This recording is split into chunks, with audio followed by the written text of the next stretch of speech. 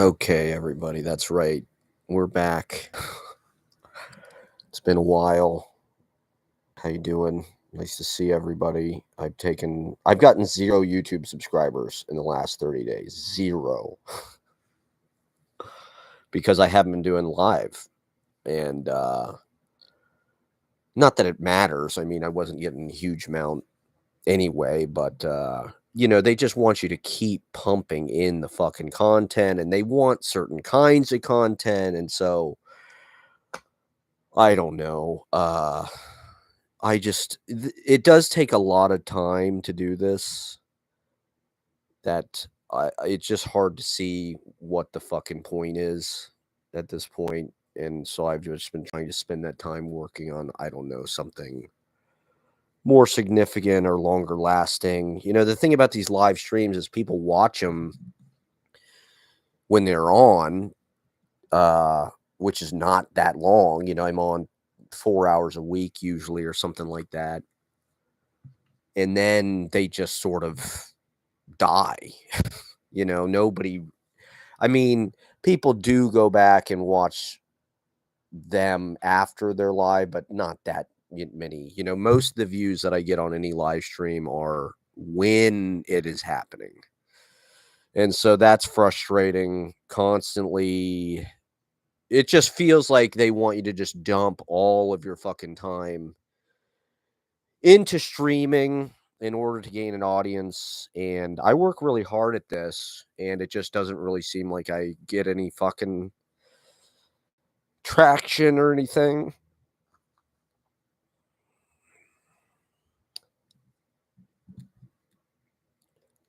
Um, I've been sick all week. I got sick on Monday at the open mic, which is understandable. I mean, it's amazing, knock on wood, that I haven't gotten sick more doing it. Thank God. Because I've been doing it every week for over 2 years, and I haven't missed any of them because I've been sick. And so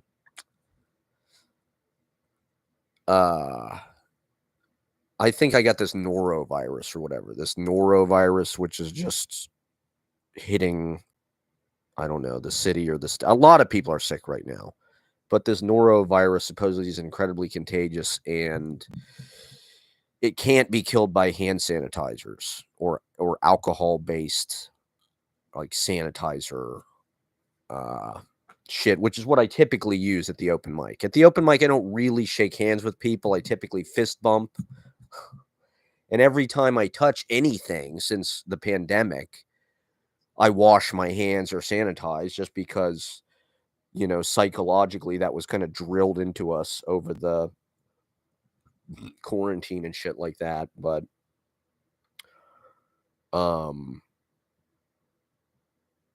yeah, so Monday I was just kind of shaking hands with people more than I usually do, and I was sanitizing, but like I said, I don't really think it did any good. So I've been pretty much wiped out all week. I've just been in bed, literally just like hibernating, trying to hibernal, trying to just get back to normal. So anyway, there's tons of shit to talk about, obviously. Tons and tons and tons of shit.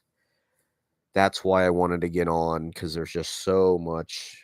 I mean, these fucking fires, right? That's a big thing in LA. I want to talk about that. I want to talk about New Year's Day, New Year's Eve, the David Berman Day thing, the marathons, and all my other various things that I'm pissed off about in society, and things that need corrected, things that need rectified, things that need fixed. The live streaming just doesn't seem to be working, but I don't know. It's not like TikTok is probably going to get banned. I've been calling it on here for months, but the Supreme Court, I think, is hearing the arguments literally right now, and they're going to vote whether or not to uphold the TikTok ban. People say, well, Trump likes TikTok. He supports it. He doesn't want to ban it. He's the one who fucking banned it originally, first of all, in 2020. He's a liar. I just don't get why. How do people not understand this by now? He lies about everything, including war. You know, this is a big thing that drives me nuts, is the way that Trump is kind of conceived of now as this anti-establishment, anti-war. He's the first hippie president, which, like, he's a liar. He's lying. He's not anti-fucking war. The fucking narrative is inside goddamn out, and people have lost their fucking minds. You've elected the ultimate establishment. You know, now we have all this really, I mean, this is unprecedented, I would say, in our lifetime anyway. Seeing, at least in this kind of obvious brazen, the way that these kind of tech billionaire oligarchs are taking over the government. You know, Zuckerberg is they're all kissing Trump's ass now. They're all making these trips to Mar-a-Lago, Bezos, because they know that they're going to make shitloads of money with Trump. And he's going to deregulate shit so they can do whatever the fuck they want. Meta is getting rid of their fact-checking, right? Because it's politically biased, which means that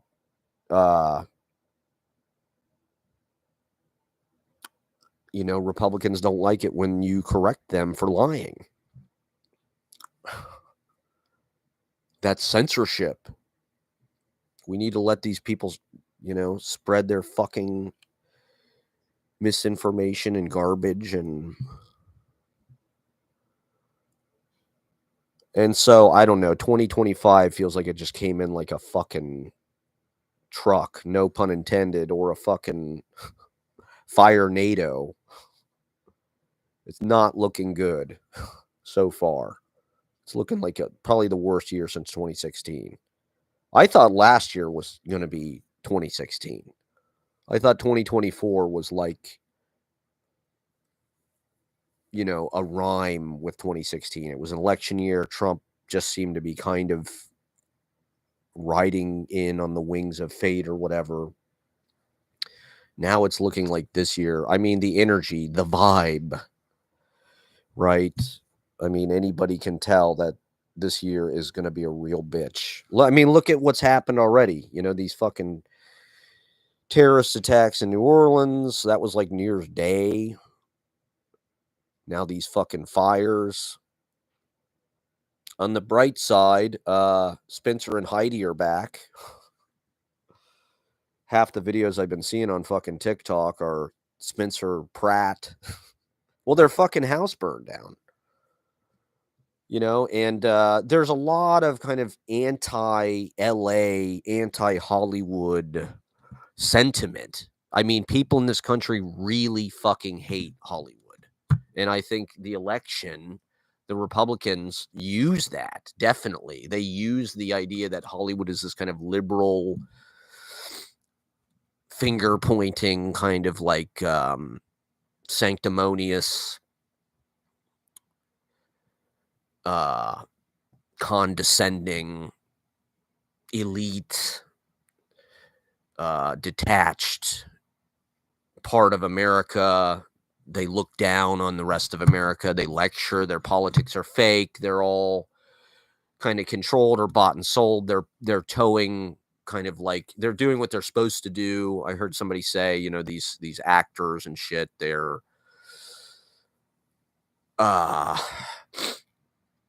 their politics, they're just trying to fucking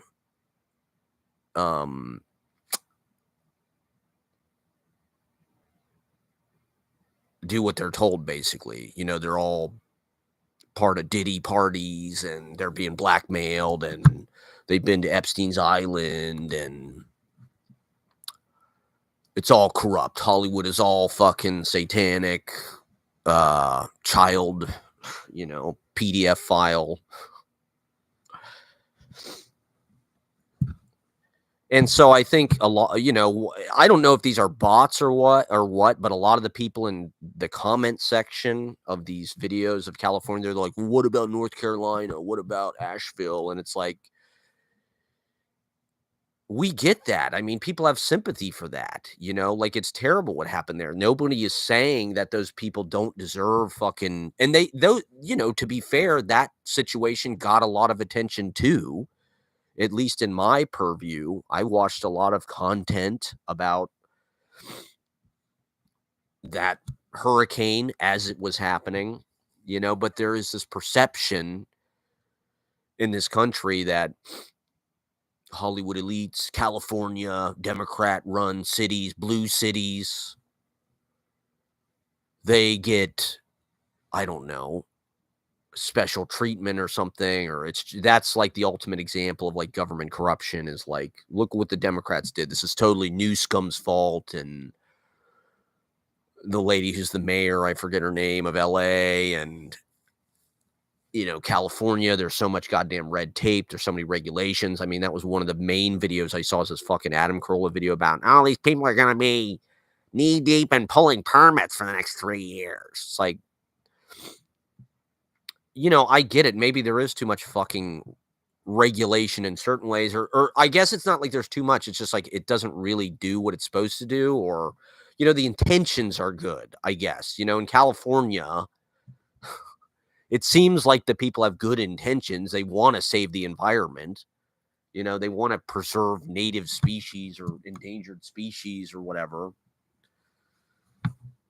But the way psychotic right-wing libertarians portray it is, oh, it's all these fucking permits, and it took me a year to even get a permit to start cleaning up.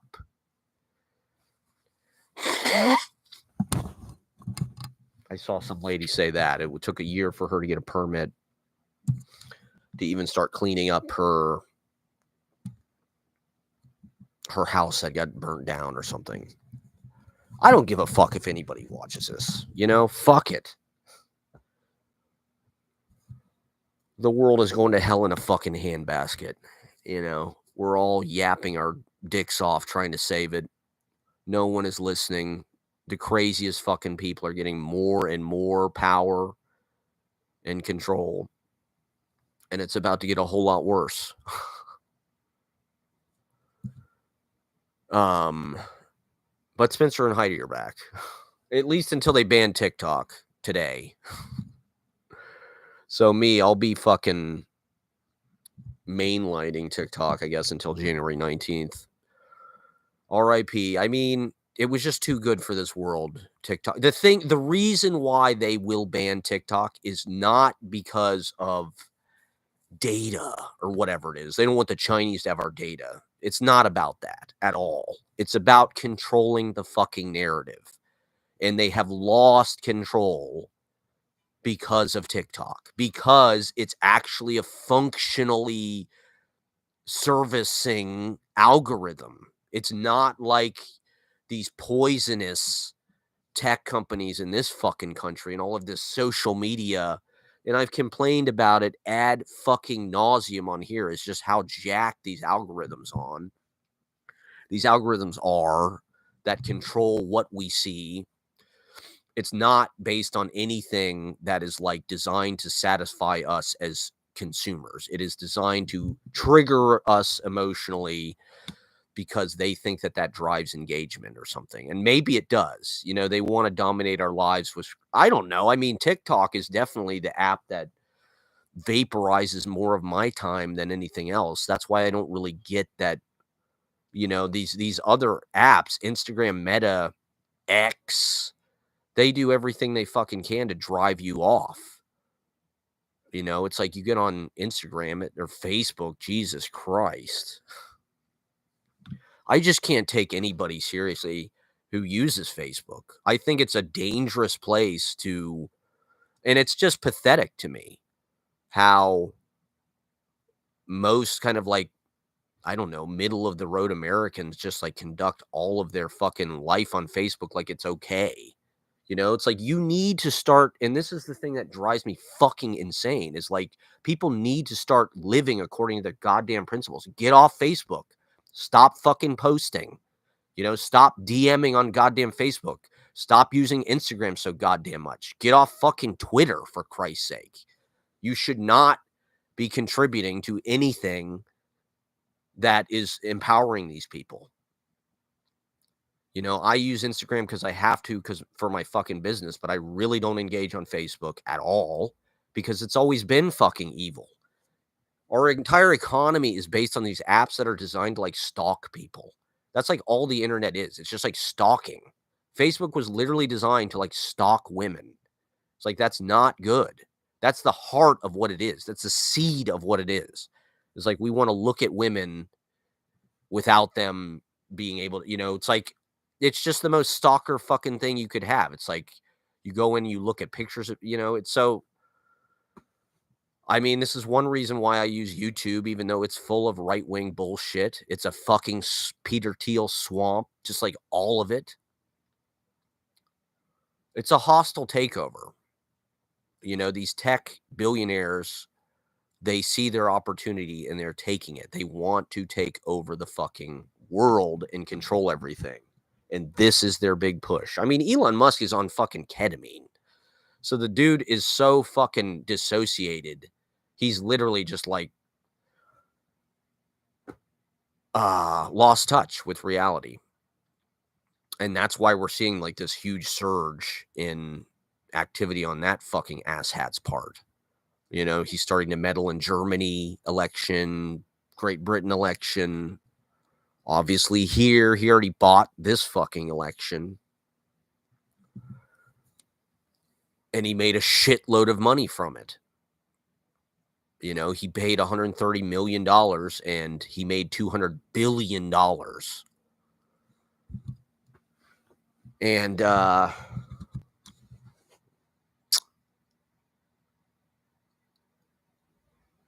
what good does it do to even have this? I'm fucking live streaming to one goddamn person. And am I even saying anything that's even, I'm not going to like this because, the guy didn't make it succinct enough. It wasn't edited. It wasn't slick enough. It wasn't bullet pointed. It wasn't summarized. It was an improvisation. It was sloppy. It was meandering. It was tangential. It was digressive. I don't give a fuck. Nobody gets what the fuck I do. Fuck them all. Fuck them all. The world is run by fucking idiots right now. And our culture sucks because of it. Everything in the fucking culture sucks. I'm sorry. The music sucks. The movies suck. Except like the underculture, because the circumstances are not there to create anything good. That's what people don't get. When the price of rent has gone up like astronomically in the last 5 years, not to mention the price of every other goddamn thing else, it destroys art. The conditions that you need to be an artist, if you're a working class person, which is most of us, most of us are not Nepo babies or billionaire fucking children or whatever, or trust fund kids whose parents bought their goddamn apartment. You need cheap rent. You need the conditions that make cheap rent possible, whether that's rent control. I mean, this is one thing that drives me fucking nuts is like, I'm always hearing people in New York be like, oh, I got a rent stabilized apartment. I need a rent stabilized apartment. It's like, that's nice and everything. A rent stabilized apartment is still $2,000 a month. That's not like, I was watching this video. It was a guy in Venice. He's homeless. So of course he's, a piece of shit. But he's talking about when he moved to California in 1979, you could get an apartment for $80 a month in Venice, California. Like, this is important just for our quality of living, and something has happened in the last 5 or 10 years, and it's not an accident, and it's not the fucking economy either. All of these people who are talking about, oh, it's what the market will bear. They're full of shit. The economy is fake. It's all fucking made up. Okay? It's all fucking made up. Charging what the market will bear, what all that really means is like taking as much of people's money as you possibly can without them being, like, uh, what at what point does the market, like, stop bearing? At what point does that is it like, "Oh, because it's obviously not when people stop." It's like now we don't have a choice. Every fucking I'm looking at these rooms in Brooklyn or whatever, every room is 1,300 fucking dollars, and they're tiny. It's like, this is a huge fucking problem for our society. No one can enjoy their lives because they all have 2, 3, 4 fucking jobs. They don't have health insurance. This is a huge fucking problem. It's why no one is having a good time. It's why the culture sucks. Because the only people that can make culture are like Nepo babies, like fucking Margaret Qualley or whoever the fuck, Chris Pine. There is no meritocracy anymore.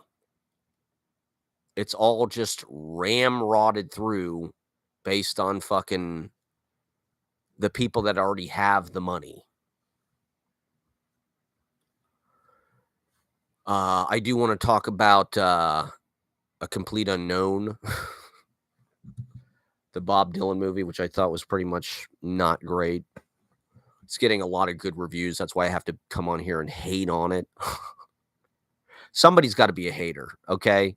The society is just going so far off the fucking rails. And who's optimistic? I guess if you're rich and you like have fantasies about going to outer space and you're a fucking retard, you're probably psyched about everything that's happening. Yeah, let's fucking annex Greenland and Canada. But if you're like a real human being with any kind of like sensitivity or awareness, like things are very bad and it doesn't look good. It's not an optimistic outlook, you know? These fires in LA, so there's like this war on Hollywood, right? And I feel like it's a concerted effort on the tech people. It's a hostile takeover of Hollywood. It started with Netflix and streaming. The tech, it's done this to every industry. This is what we're seeing is just like the complete hostile takeover or the upending of the disruption, whatever the fuck you do. Basically, some fucking nerds who can write code you're like, look at fucking like food delivery or fucking car service, for instance, right? There used to be Arecibo black cars. In New York, it used to be you would be walking down the street like after getting out of the bar or whatever late at night, and a black town car would like pull up next to you and like honk its horn real fast in case you wanted a ride. That was like the kind of black market Uber. This was before Uber, right? You'd call Arecibo. It was like this ghetto fucking shack. They had a dispatcher and they'd send some fucking broke ass black town car from the fucking 80s to your house. And it was affordable. It was like a local business. It wasn't paying out a taste to fucking people in goddamn Mountain View or Austin, Texas, wherever the fuck these douchebags live. I hate them. I've always hated these fucking people. I hate fucking tech people. If you're a coder, if you're a programmer, fuck you. If you're a fucking finance person, fuck you. Okay? Fuck the tech assholes. They have no morals. They have no style. They have no fucking culture or aesthetic or anything. They're all shit people. They're ugly. They've made our world ugly. Zuckerberg is the king of these fucking turds. And Elon Musk is just a fucking fat Hitler. That dude is the next Hitler. No doubt about it. Elon Musk is absolutely the next Hitler. I don't give a fuck anymore. I'm just going to say whatever the fuck I feel like and fuck everybody. Somebody has got to fucking call the bullshit, And fuck anybody who doesn't want to watch, fuck you. If you just clicked out of my live stream, fuck you. Yeah, look at food delivery, right? You used to be able to call a fucking pizza fucking it's what is it? People just don't wanna call the places anymore? Like, what is the difference between, like I guess Uber Eats can go to any restaurant, like, you can technically order from any restaurant or DoorDash or whatever the fuck it is, but, like, seriously, why can't you just call the fucking restaurant yourself? Why do you have to get on Grubhub or an app and do this sort of no contact, no personal interaction? Is it because people are socially nervous? Like, why are these fucking things why is Uber so popular? Why can't people just hail fucking cabs? I don't get that. Like, I get it, you're a woman, you're afraid, like, you're afraid you might be in danger or something. Fine, whatever.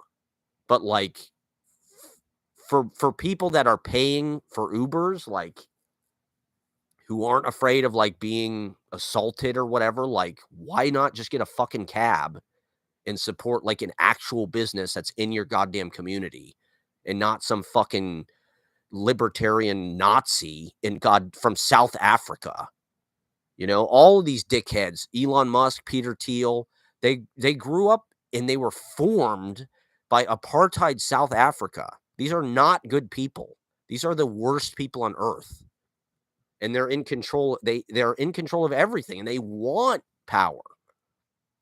They want more fucking power. Maybe if I dumbed down what I had to say, people would fucking watch. I don't give a fuck. People are stupid as hell. They voted for this. That's how stupid people are. They think Trump is like going to save Gaza. Like, you're a fucking retard. You know, he's sucking BB's dick, like all of them.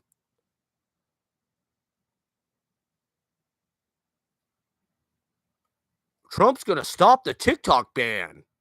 You are a retard. It doesn't work to their advantage. They want it to get banned because there's too much goddamn truth on there.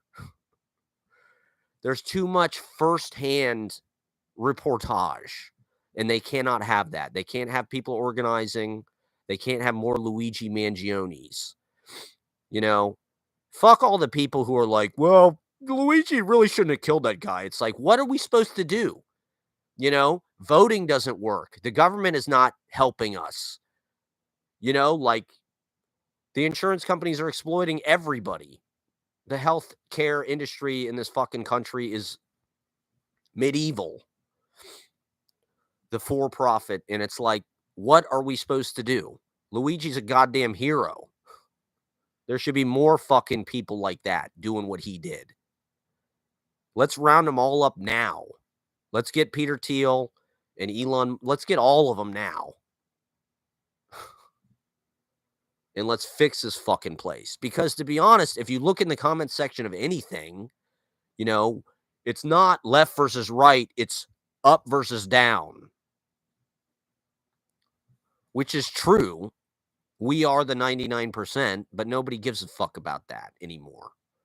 Now it's all about, you know, squabbling over little fucking the finer points of identity politics or whatever. Like, that actually matters. So yeah, I'm just going to be bitter and fucking rambling here. Thanks for the likes, assholes. There's 6 people watching. I have 1 like. Thanks a lot, assholes.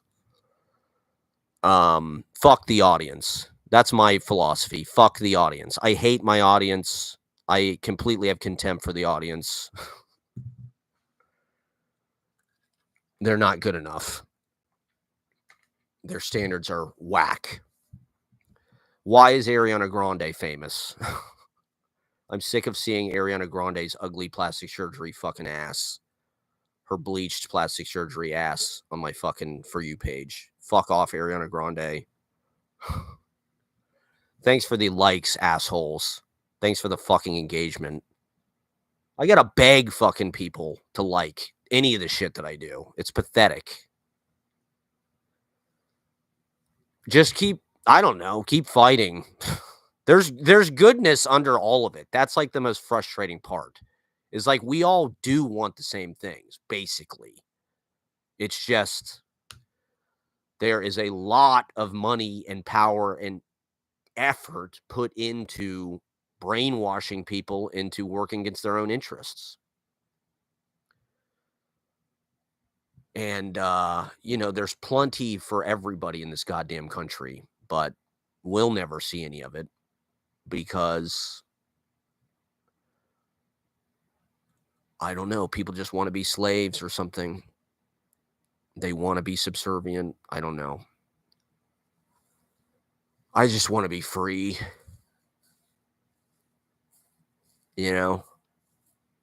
They supposedly FDR was going to draft a second Bill of Rights where it was like every person had the right to like a home, clothing, food. Our basic survival should not be something that we're like forced into like some kind of prison camp of labor to like afford. Like United States, you have to work will make you free. Arbeit macht frei, basically. That's the deal here. It's all a fucking carrot on a stick. It's like you get in there and if you work hard your whole life, then you'll get rewarded with some kind of material success and be a millionaire, billionaire, and move to Pacific Palisades. Billy Crystal's house burnt down, everybody. I think it's part of the war on Hollywood. I am not a conspiracy theorist typically by nature, but after the last few years of people just deciding to believe whatever the fuck they want, like, hey, why not? And there has been so much, Hollywood is one of the power centers in this country. There's DC, there's New York, finance, there's San Francisco for tech douchebags. And Hollywood is the liberal elite culture. People don't really understand that's imperialism, and that's a huge part of the American economy. It's not just like this frivolous, like extra icing on the cake thing. Like a lot of American power in the world is based on our cultural dominance, for better or for worse. And that comes out of fucking Hollywood. That comes out of the movies, the music, and it's all dog shit now. And tech and finance people moving into the studios and making all of it this shitty previous IP and shit. Like, it's just one way of undermining their own influence. And, I mean, I agree that it's cheesy as fuck that, like, the Democrats campaign on, like, let's get Beyonce at the fucking rally because all the dumb people in the middle America, like, will be so starry-eyed that they'll vote for Kamala. Like, that is a bad strategy. That's not what it should be. Hollywood shouldn't be this, like, isolated kind of, like, looking down on the rest of the country place. And, it is probably a good thing that now everybody has a point, to make their own, to put their own 2 cents in or whatever. But,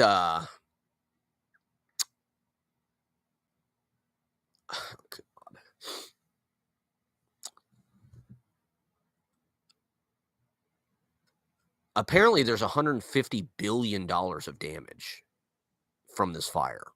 And it is fucking crazy. I mean, I haven't necessarily been through those areas that much. I've been through Pacific Palisades once or twice, and I've been on the PCH through Malibu, and it is fucking absolutely nuts. It is like a fucking bomb. It's like they dropped a fucking bomb on Pacific Palisades. I mean, the whole fucking town is leveled. And,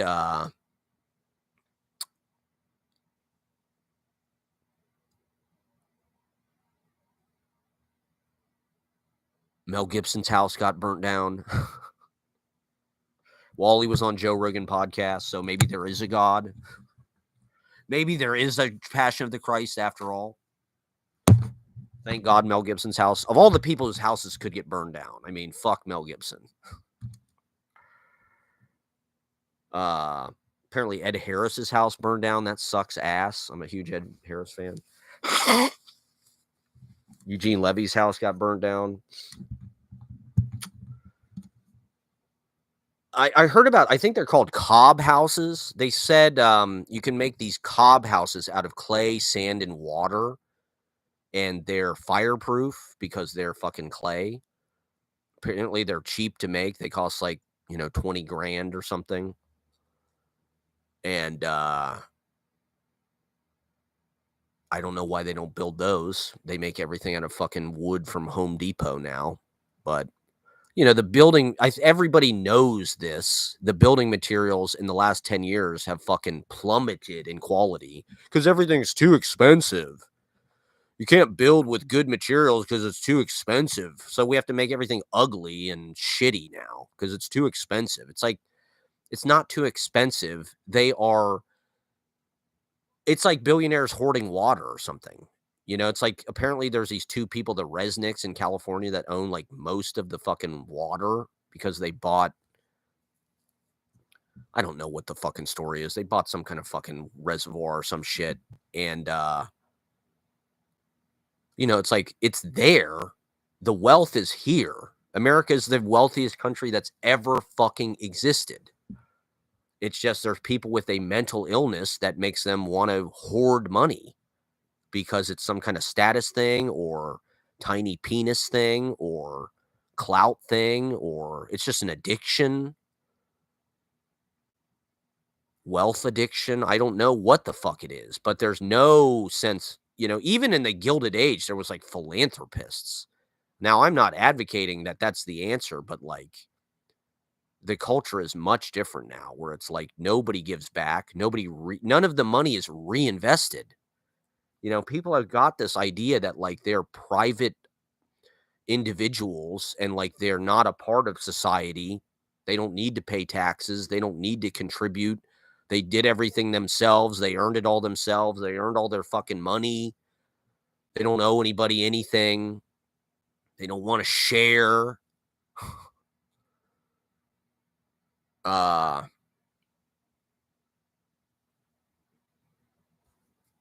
They don't want to pay their fair share of income tax. And there's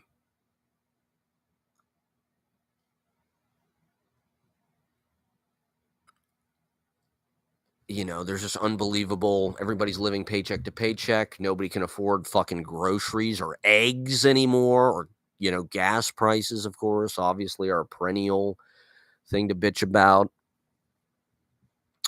I do want to talk about the congestion pricing as well. That just got instituted,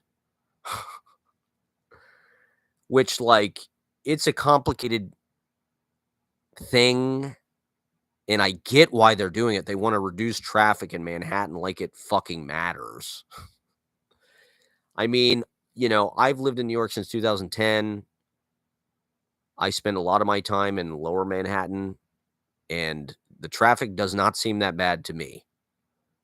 I mean, I get it. Like, the streets are nice when there's no cars on them, and we don't want a car-reliant society. But I don't really think that that's what congestion pricing is about, personally.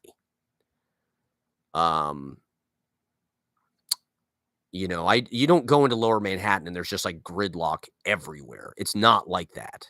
The traffic in Columbus, Ohio, honestly, is in LA. I mean, Jesus Christ. You want to talk about fucking congestion. What are these people going to do when the whole fucking city goes up in like a fucking tinderbox? I mean, it's entirely possible. It's entirely possible that literally all of Los Angeles could burn down. That is not that unrealistic. And I think anybody who lives there, you got to be taking a hard fucking look at these fires and being like, this is going to change LA. To be honest, I think it's going to change it big time. Like, I think people will move out. I mean, Hollywood is dying. They're being punished, frankly, by the Bob Igers, by the CEOs for the strikes, for being, I don't know, I guess for being outspokenly liberal. uh, Hollywood was already kind of like wounded and kind of down. It was already kind of struggling to get back on its feet after the pandemic, after the strikes, where they were trying to sort of prove a point about unions and, you know, working class solidarity through their kind of elitist Hollywood pedantic cosplaying way. They wanted to pretend like they were fucking Rosie the Riveter or some shit. I don't know. The the Wobblies.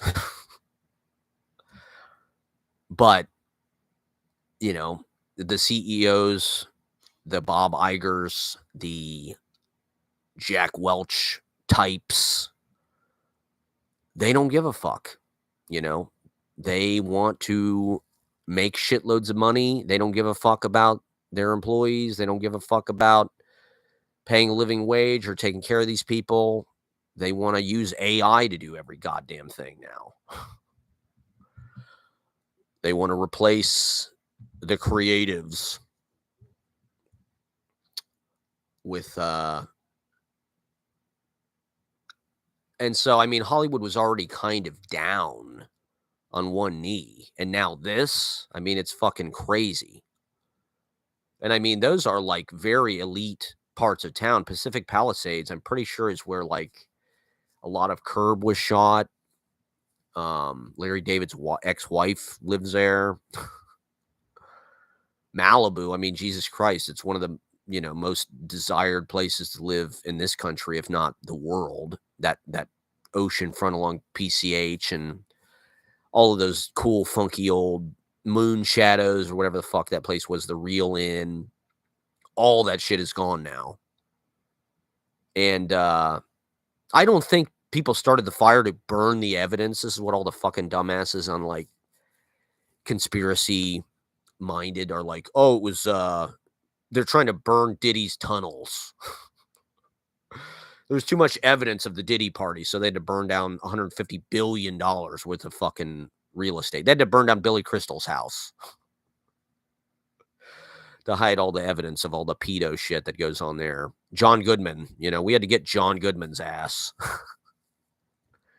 And Anna Faris, she's got to pay. I feel bad for, Aubrey Plaza. Her house didn't burn down, but Jesus Christ, that was a bad omen to start off the year. Aubrey Plaza's fucking husband hung himself. Like, Jesus Christ, if Aubrey Plaza's husband hangs himself, what chance do the rest of us have? It's like, dude, you're married to Aubrey Plaza and you fucking killed yourself? We're fucked. We're cooked, bro. We're cooked. This is one reason why this phrase has come into the vernacular. We're cooked. Yeah, LA, they literally are cooked. There's all these there's fires in New York. There was literally a fire in goddamn Prospect Park. Like, we're fucking cooked, bro.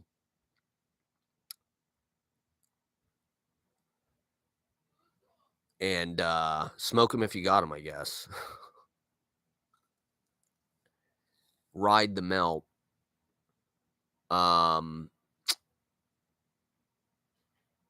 Yeah, so I'm kind of with Henry Winkler on this one. I don't know if it was like an arsonist. I don't really think it was just like some rando. It does, to be honest, and like I said, I'm not really prone to conspiracy theories, but like there is in social media, I think, is a part of this, is like they want to displace Hollywood. They've removed their profit model, right? Like, you can't really make as much money making films anymore, making music.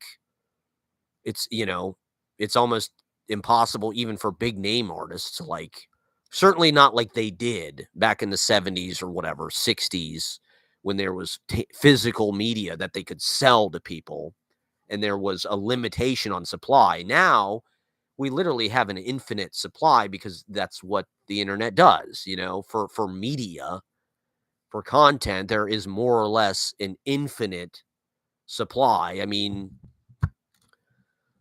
And so it makes those things essentially worthless. Or you can get them for free. You don't really have to pay. I watched A Complete Unknown gratis, and I wouldn't have paid for it, to be honest. But I yeah, so I'm jumping all over the place. A Complete Unknown, it was okay. It's just like all these stupid fucking biopics, which like it's generic. It kind of irons out a lot of the detail, or like it just kind of like sandblasts out like it's not really based in the thing that drove me nuts about it is they didn't shoot it in New York. They shot in New Jersey. So, they're showing the Cafe Wall and all this shit that's supposed to be like McDougal Street, and it's not McDougal Street. And even his apartment, it's like he lives in this huge fucking apartment with like windows on two sides and all this shit. And it's like Bob Dylan's actual living circumstances at that time were a lot different. It wasn't like this giant, lofty fucking like corner apartment on some fucking tenement building. It's like he had a small, rent controlled, probably studio on West 4th Street that they gut renovated. People with no taste have taken over our fucking society. The movies, it's all been gut renovated, to be honest.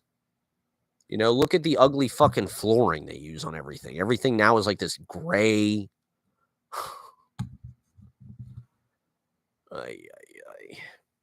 Yeah, so I'm just here being grouchy and fucking complaining about everything. And people are turned off by that. I don't give a fuck. It's a natural human emotion. We've been told to stay away from negativity so much. And I think that's one reason why we're in this fucking predicament. Because there is no criticism. People are just like, yeah, build more super talls. Great. Build more ugly fucking corporate architecture. Build the fucking, what's that big fucking Hudson Yards, the big thing in Hudson Yards, whatever that piece of shit is that looks like a big honeycomb or whatever it is. There's no fucking criticism ever of anything. Everybody just wants to live in like this science fiction tech cyber dystopia. And they're the people that have all the power and all the money. All the people that are programmers who are on the spectrum who grew up watching fucking gay ass science fiction shit and playing lame fucking video games. Get a fucking life. Get some real texture into your fucking life.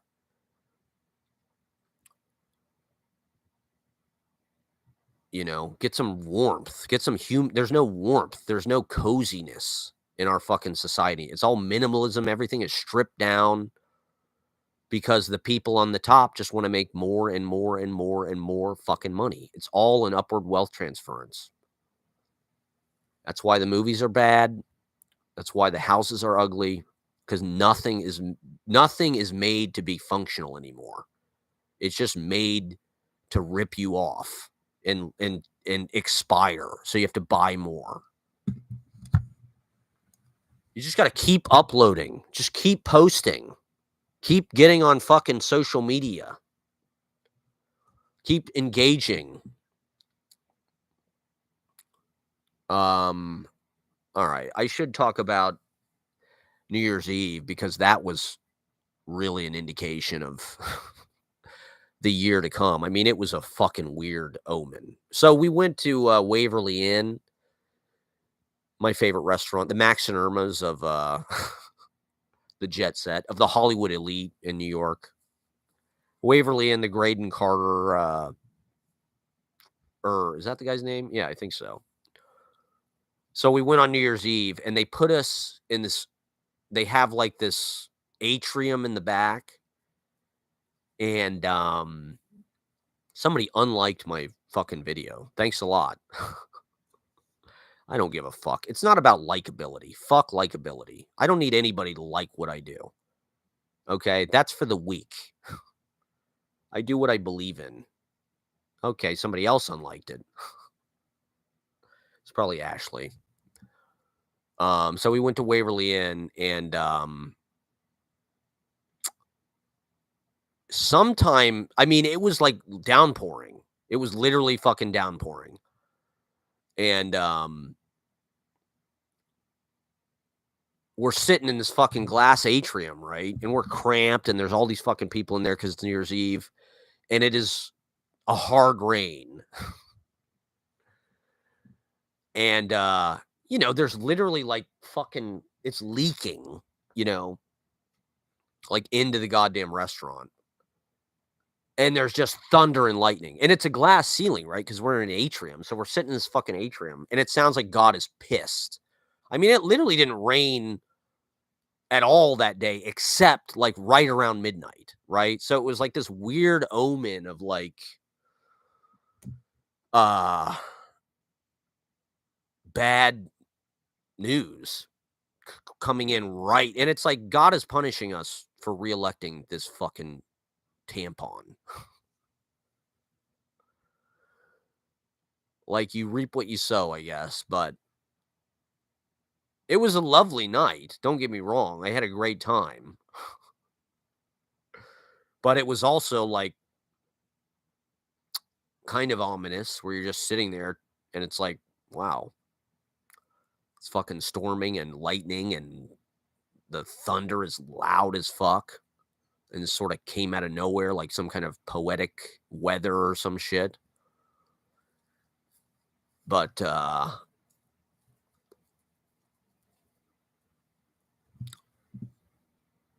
it was not a good I don't know. I'm such a superstitious person, I guess, that I tend to believe that those kind of things, whatever happens on New Year's Eve is like going to forecast the rest of the year or whatever. It's the year of the snake, everybody. In Chinese whatever that is, astrology or whatever the fuck it is. It's the little dragon. And it seems like it's going to be more than a little dragon. So then New Year's Day was the marathons, the Poetry Project New Year's Day marathon, and the alternative poetry marathon at Westbeth, which is thrown by downtown poets who, I don't know, are not involved with St. Mark's or something. And I was honored. I got asked to read at both. I'm one of the prestigious few who appeared at both marathons. There's not many people that it's a rarefied air. It's an exclusive club. It's like the 5-timers club. People who've read it, both the alternative marathon and the actual marathon on the same day. I felt like Phil Collins at Live Aid. Phil Collins, like, he played at Wembley and then he got on the fucking Concorde and then he flew to Philadelphia and he played at wherever the fuck they were playing in Philadelphia, whatever that place was, Freedom Field or some shit. I don't know. I mean, obviously it's not exactly the same, but it's my version of the Phil Collins Live Aid performance. I'm going to have to guilt shame my audience again, like Bill Maher, into liking my video. Somehow I went from 4 likes to 2 likes. People are so stingy with their goddamn likes. It's pathetic. It's so fucking easy to support other people, and it's free. It's just crazy to me that people aren't more supportive of each other or complimentary, or people are always like waiting for you to like impress them or something. It's like, I don't need to switch the little fucking button in your head that like impresses you. Like, fuck you. I don't care if you like this or not. Like, fuck off. I don't even care if you watch it.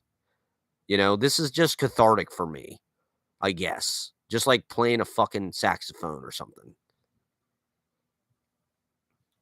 Everything I do is like rooted in blues. I grew up around blues music played by white people.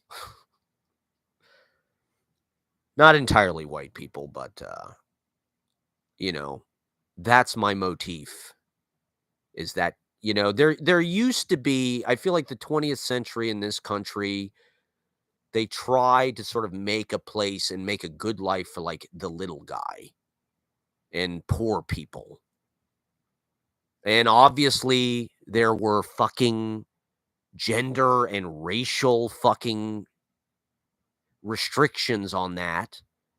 But undoing those, it was necessary to create an infrastructure for poor people. That's how things like civil rights were able to like take hold. Is like there was a surplus after World War II that made it so people could just kind of live their lives in kind of a stress-free way. Things were not expensive. There was an abundance for everybody. And that's why there was able to be social progress. Now, there's no fucking rhetoric about that at all. Nobody gives a fuck. No one cares. The things that that people are obsessed with changing in our society don't have anything to do with that. It's all about just making more money. Even where I work, it's just like, well, we want you to it's like it's just like the congestion pricing thing. It's like they think that everything is like incentivized or disincentivized based on money. It's like, well, you need to get paid a living wage because like, or, you need to get, and it's like, it's people do need to get paid more, but it's almost better if things are cheaper. Like things were better in 2010 when I mean, you could get a fucking house for $600 a month or $700 a month. Okay, maybe you were only making, I don't know. There were ways to make money. I feel like we're being punished for asking for higher wages or something. The rich people, the powers that be, they see, oh, well, now we got to pay these fucking cocksuckers $20 an hour. So we're going to raise the price of every fucking thing to get our money back. Like, sure, you can have $20 an hour or $30 an hour or whatever the fuck, but your rent for a small room is now going to be $1,300 a month, to the point where it's like you can't work part-time and afford to live anymore. You just can't. And so everybody's lives are ruined because, or unless you're just a rich asshole from birth, then good for you. You don't really have to like struggle. Ashley has sent me 38 text messages, by the way.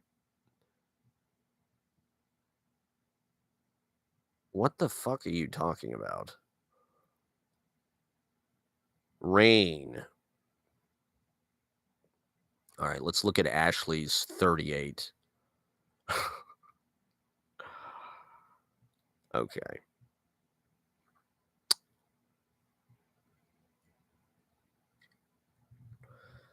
Anyway.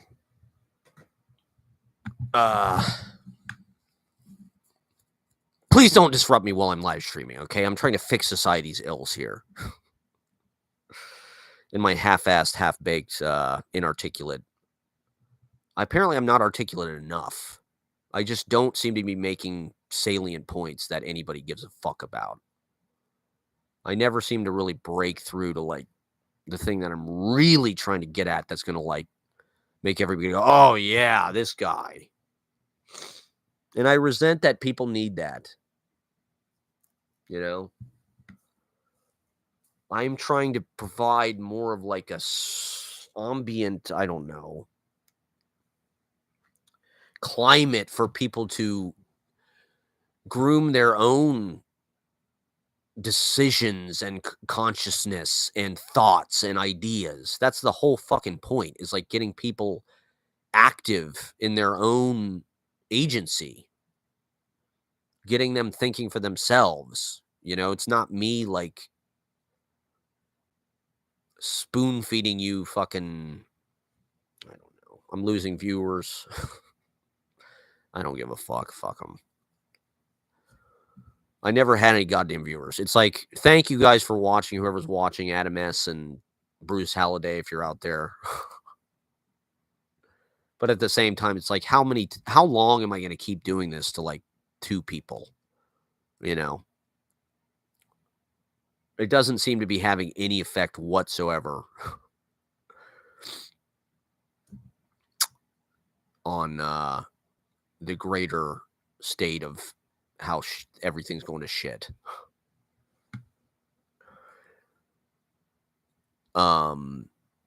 We just need to make America great again.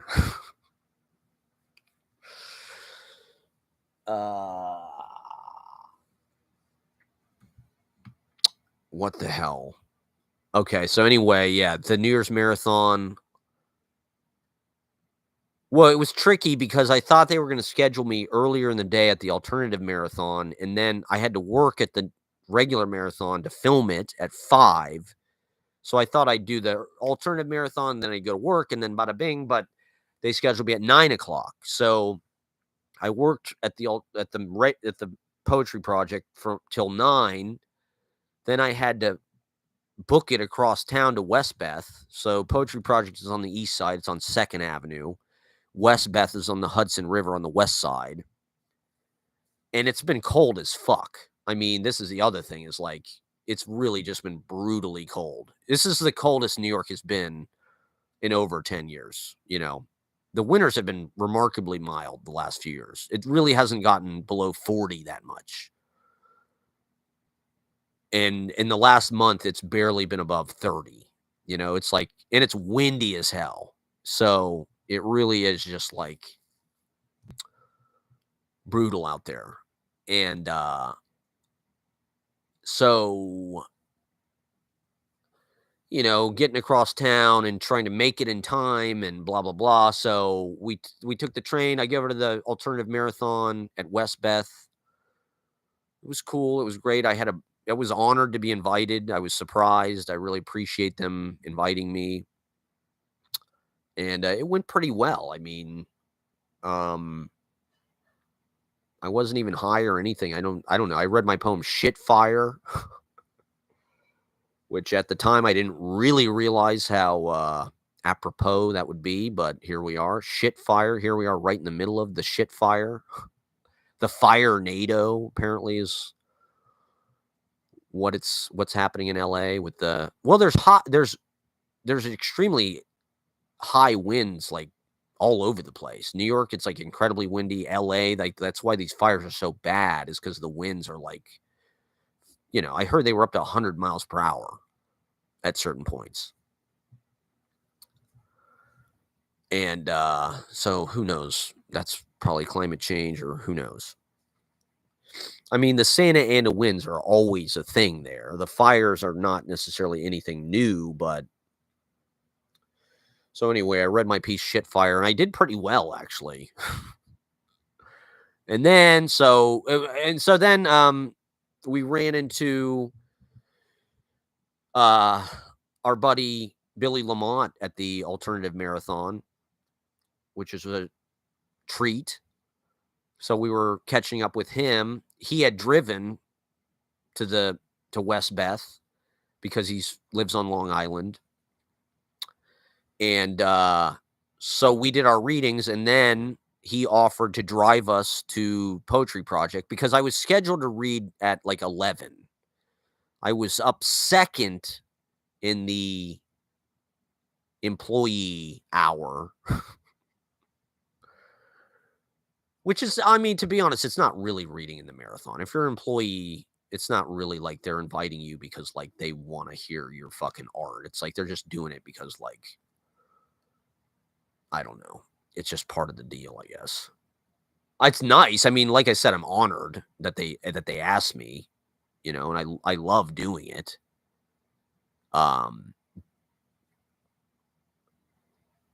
So anyway, he drove us to the church, and we found a space, you know, right out front. And I had done this open mic at Knickerbocker Underground, hosted by Jose Bedoy. Shout out Jose Bedoy in Bushwick by Maria Hernandez. It was a great open mic. It's every Friday. It's free. I definitely recommend it to people. It's a very interesting place to perform because it's a furniture store. So it's like you feel like you're Philip Seymour Hoffman in Punch Drunk Love. Shut, shut, shut. And so anyway, I did my stand-up comedy there. And then so I ran into Marco, this comedian, and he had these edibles, these mango peach edibles, which I should have bought. And even at the time, I knew I should have bought them. It was like the voice in my soul was telling me, like, this is like God. This is like God. This is like a delivery from God. But I think they were indica, not sativa or something. It was like, maybe let me shop around a little bit. So I didn't buy them. But the thing about edibles is they're really the best thing to have when you're performing because they give you that positive glow and that energy that everybody loves so much without the kind of like pothead, smoked out, like, I don't know, groggy, bitter, angry, seething thing that smoking can bring you sometimes. And so I knew the marathon was coming up. I even thought to myself, like, this is what I need for the marathon. That's why I felt like they were like, some kind of weird thing I was meant to have or something, It just, the whole thing felt that way. It just felt like, oh, these are, I meant it. This is like in a video game when like the fucking mage or I don't know, the shopkeeper or whatever, like gives you the right upgrade or what that you need, gives you the right potion or whatever that you need. But I didn't buy them. So there's some edibles here that are like, I didn't realize it, but they're CBD. There's no THC in them. And they have these fucking like they're like gummies, right? But they have like sugar crystals all over them, like Sour Patch Kids or something. And I cannot fuck with those sugar crystals. For some reason, they're just so bad on your teeth. Like, the last time I had like a horrible toothache, it was because I ate these Haribo gummies that had like sugar crystals on them. And they just totally fucked me up. And so I should have known better than to have these goddamn gummies. But I ate, 2 of them before I was going to read at the marathon. And they did nothing. They literally did nothing. They just kind of made me pissed. I just felt like kind of like. And so I kind of bombed. I went up at St. Mark's. And to be honest, it was the best slot they ever gave me. Not that, I mean, it was still like 12:30 or something, so there was, I don't know, there was probably 60 or 70 people there. It wasn't like, packed or anything. But, I didn't really know what to call my poem. The title, I don't know, was kind of cringe, I guess. And I kind of bombed. I don't know. But it is what it is. I don't know. I mean, that's just, if you do performance, that's just how it is. Sometimes you get on stage and you kill it, and every once in a while it just doesn't go that well. And so anyway, because of the goddamn gummies, I've had this fucking like canker, like weird kind of sore thing in my mouth for the last week and a half that's been driving me nuts. And so, it was a nice day. I'm not saying that New Year's Eve was shitty. I had a great time. But I'm also trying to read the fucking clues of like what's going on with the greater vibrations,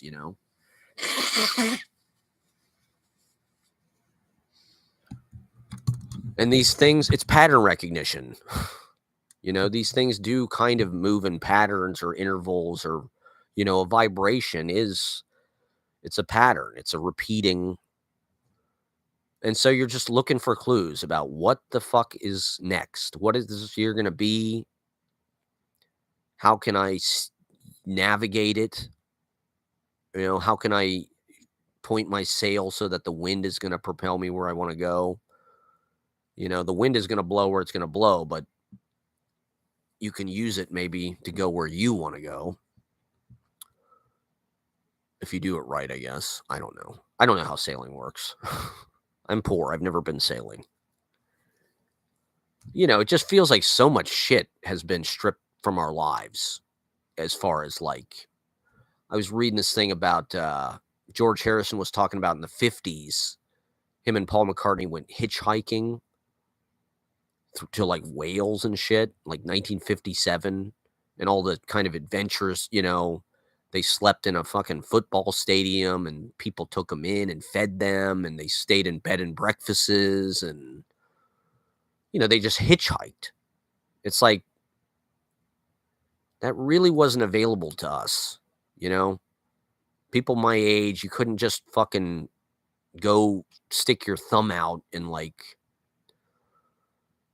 the world was going to take care of you. It's like everything costs money now. Everything is money is between us and every single goddamn thing now. And that is bad. This is why I think congestion pricing is bad, or even the way they run the marathon. The marathon, it used to be $20 and you go all fucking day. It just ran all fucking day. And they did just try to get as many fucking people. At least that's how it seemed. Now the way they do it, it's like it's $30 for half. You can either go from like noon to 5 or 6, and then you can go back from like 7 to 12, but it's like it's 30. Even the fucking YouTube stream was like you had to pay for it. It's like, that's not a live stream. If I have to go on fucking whatever, Patreon or Eventbrite and like give you $10 to watch the live stream, like that's fucked up, to be honest. Like, I feel like New York and maybe the Poetry Project, it used to be a city for fucking poor people. Things like rent control, and maybe they would be sympathetic if you went to them and were like, hey, I can't afford this. They probably wouldn't give a fuck and they'd probably let you in. But like,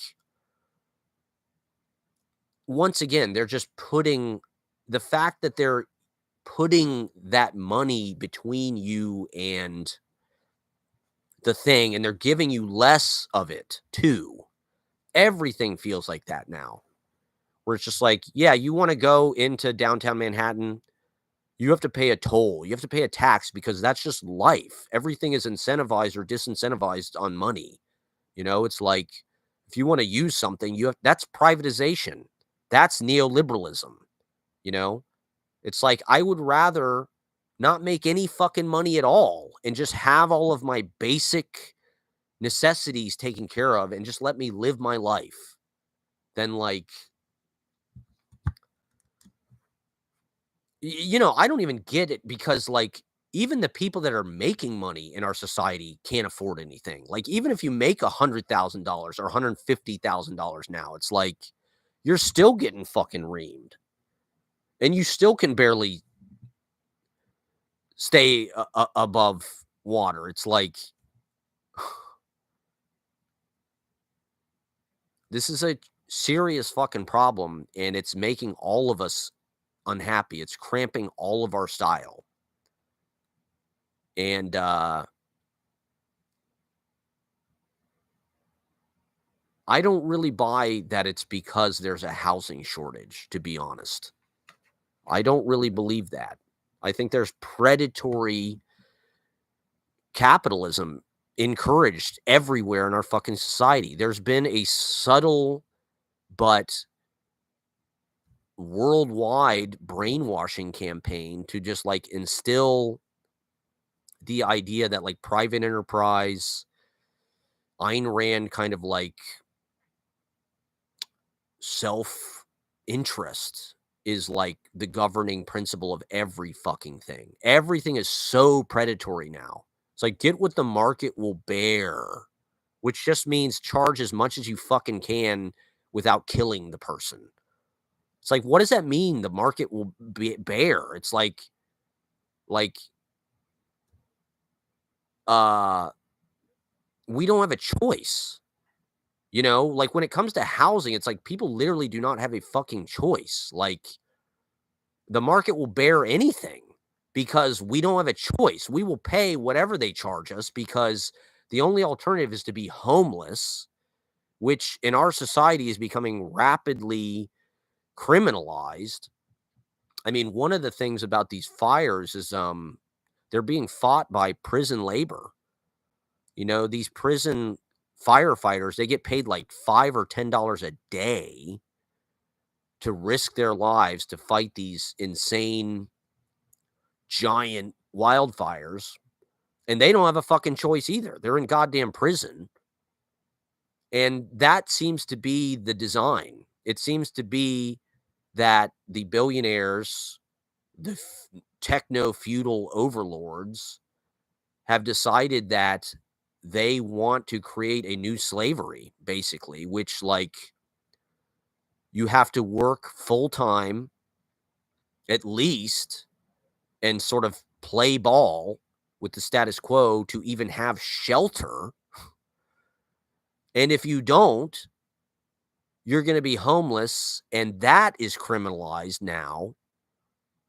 And so you're just going to go to jail. And once you're in jail, then they can utilize you for slave labor. And you work for, $5 a day doing the worst jobs that nobody wants to do. And I mean, that seems to be like a lot of Elon's kind of rhetoric and strategy is just like, we'll fire everybody. These H1N1 visas or whatever. It's like they want those because they can exploit the fuck out of those people. Those people, the people that stayed at Twitter were the ones that needed to work there for their visas. They couldn't quit. If they quit, they would get deported. That's the living conditions that they want for us. They want us to be like beyond desperate. They want us to have no alternatives but to like surrender to them and to work for them. And there is no social mobility. You cannot become a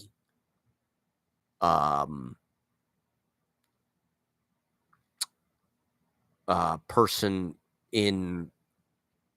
of I don't know, power or influence if you are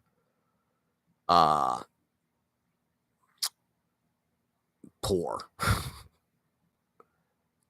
If you're not a Nepo baby, if your parents weren't successful, if your parents weren't rich, you're just going to work at fucking Jimmy John's your whole life or Wingstop. Uber Eats, it's a complete middleman. Food delivery, you used to be, you'd call the place, you'd call the pizza place, you call the Chinese restaurant. There weren't that many places that delivered, to be honest. These tech people want us to stay home on our fucking computers. And so they just want us to DoorDash everything. So we don't, and they want to encourage us to be isolated and to stay on that screen, to stay on those fucking apps. And, they basically said, they designed a fucking shitty app, because that's like a threshold. It's like most of us don't know how to do that. Your average business owner, your average person from the 20th century does not know how to design a fucking app. We wouldn't know the first thing about it. We don't know about designing websites. We don't know about code. We don't give a fuck. Who cares? That shit sucks. It's dehumanizing. I don't want to fucking spend any more time on a goddamn, the only thing I use fucking computers for are like creative studio type shit like this. I use it for writing.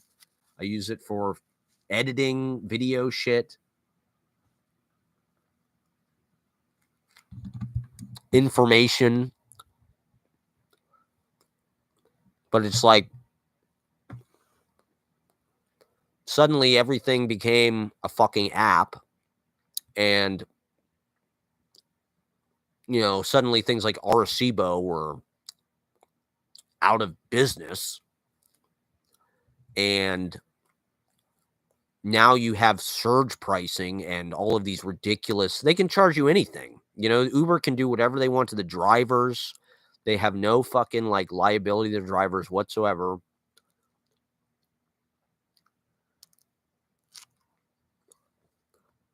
And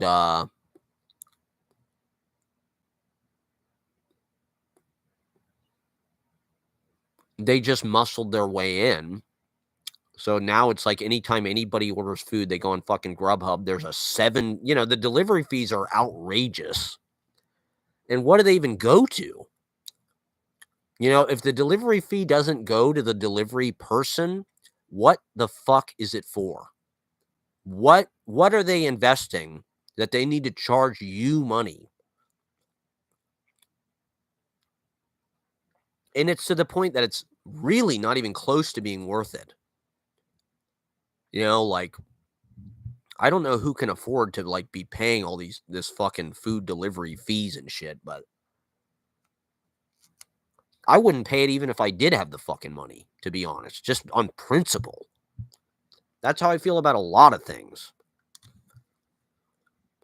People should live according to their fucking principles. Don't give these people your fucking money.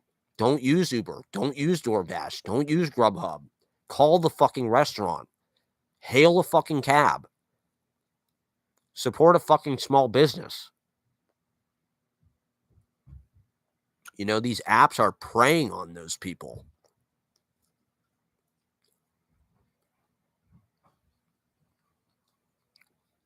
And they're not necessary. It's just like this illusion of convenience.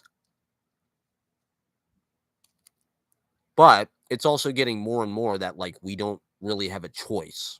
We're being more and more corralled into making all of our life decisions through these fucking apps. It's all being dictated by them. I mean, I think that's the reason why real estate cost of living has gone up so much.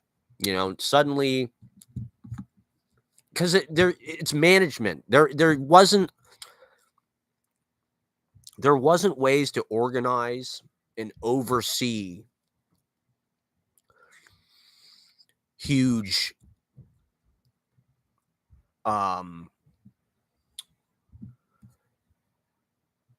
systems of like property before. Now it's like you literally can get on your fucking phone, you get on Zillow, whatever. You can manage anything. You don't even have to talk to people. You can rent an apartment. You never even have to fucking talk to anybody. You can buy a house. You never even have to fucking talk to anybody. And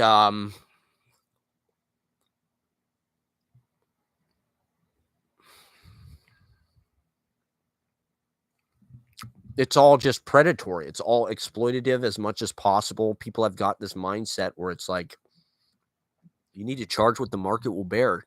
Charge as much as you can get. And it wasn't like that before. There used to be more mom and pop, small landlords, people that would like, they didn't know how much their fucking apartment was worth. I don't think they really cared. I think they just wanted good tenants, people that would stay, people that would be good for the property. It wasn't just about, let me try to get $1,500 a month for some fucking tiny room, and who even gives a fuck if the person ever moves in?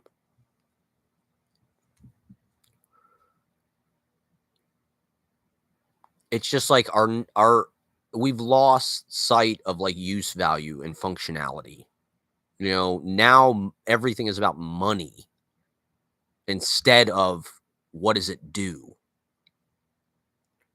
The people who have the money make the fucking decisions. They have no fucking sense. They want self-driving cars. It's like, look at some of these fucking scenes from the evacuation in Palisades. Steve Guttenberg is out there trying to fucking, like, move people's cars and shit. People just abandoned their fucking cars on the road because there was so much fucking traffic trying to get out. It's like it looked like fucking Independence Day. You know that scene with Harvey Firestein in the fucking tunnel? Oh my god.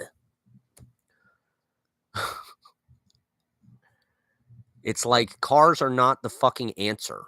Self-driving cars are not the fucking answer. They have self-driving cars. They're called fucking trains. That's a self-driving car.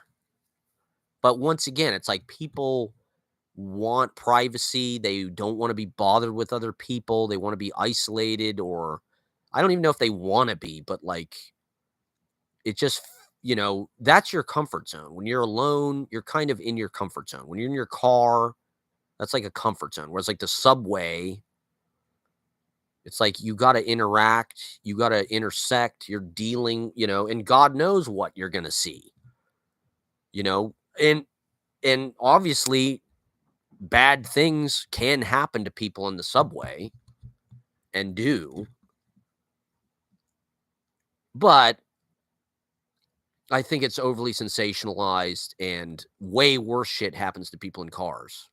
There's way more auto accidents. There's way more people dying in cars. Cars are horrible for the planet.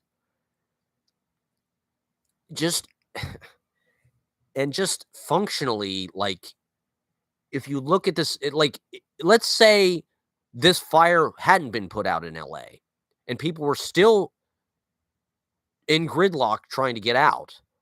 It's like, it's because there's too many fucking cars there. That's the only choice those people have. And that's one reason why I don't want to live out there. I don't want to spend my whole fucking life in a car on the 405. Like, I like taking the train. I like the theater of it. I can sit there, I can write, I can read, I can look out the window. No stress. You never know what you're going to get. And some days wacky shit happens, but that's part of the fun. That's part of life. You shouldn't try to remove yourself from that. That's one of the illusions of modern life. These rich people think that they can buy their way out of the apocalypse. They think they can buy privacy, they can buy a bunker, they can buy an island, they can move to fucking Hawaii. They can hire private firefighters. They'll pay any price. It's like, we're all fucking one thing. We're all connected. No one is removed. Okay, so then the David Berman Day. So I was honored, I think it was what, January 4th, 5th? I think it was the 4th. David Berman, right, the poet, songwriter from Silver Jews. If you've never heard Silver Jews before, do yourself. It's probably one of the only cultural things in the last 30 years that I really actually like. I do think our culture has been absolute dog shit since about 1997. And it's because of all the shit that I'm talking about. It's because of corporate money, basically, and top down. Nothing is really organic anymore. Everything has to be like hyper produced and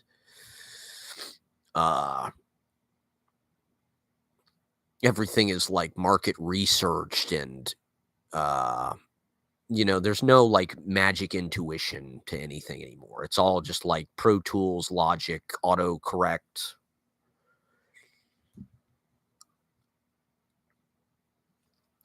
Sid Field screenplay. You gotta have your inciting incident on page 10. Your first act break's got to come on page 30. We need Bob Iger to he was talking about the Star Wars sequels. He's like, well, I thought J.J. Abrams did a great job of matching the tone of the original films, but it's like, you are full of shit, man. You don't know dick about art. You're a fucking tech CEO douchebag. And you ruined fucking Star Wars. So anyway, yeah, David Berman Day. There was a reading at Torn Page. Thanks, Omkar, for the asking me to do it. I guess it was set up by this guy, Gate. Of course, David Berman would have a friend named Gate. But this guy, Gate, was David Berman's roommate at University of Virginia. And he played on, I think he co-wrote Honk If You're Lonely. One of the great good time and bar songs. And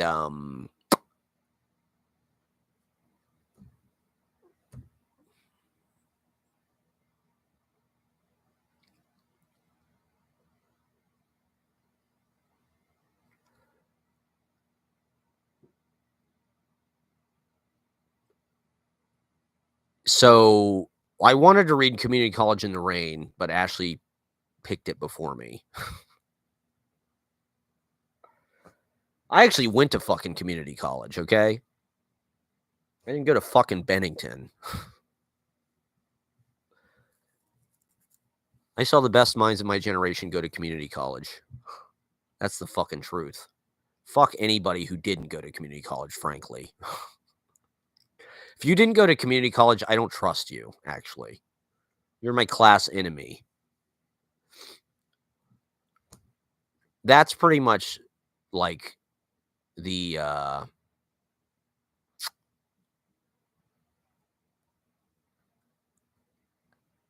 when you get right down to it, that's what I believe. Everything I do is like class warfare.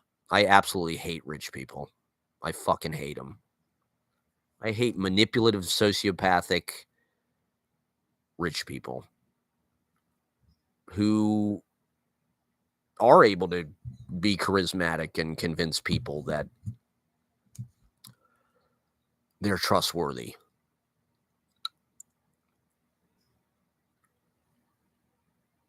And I'd rather sit in the shit with the blues people. Fuck the white people.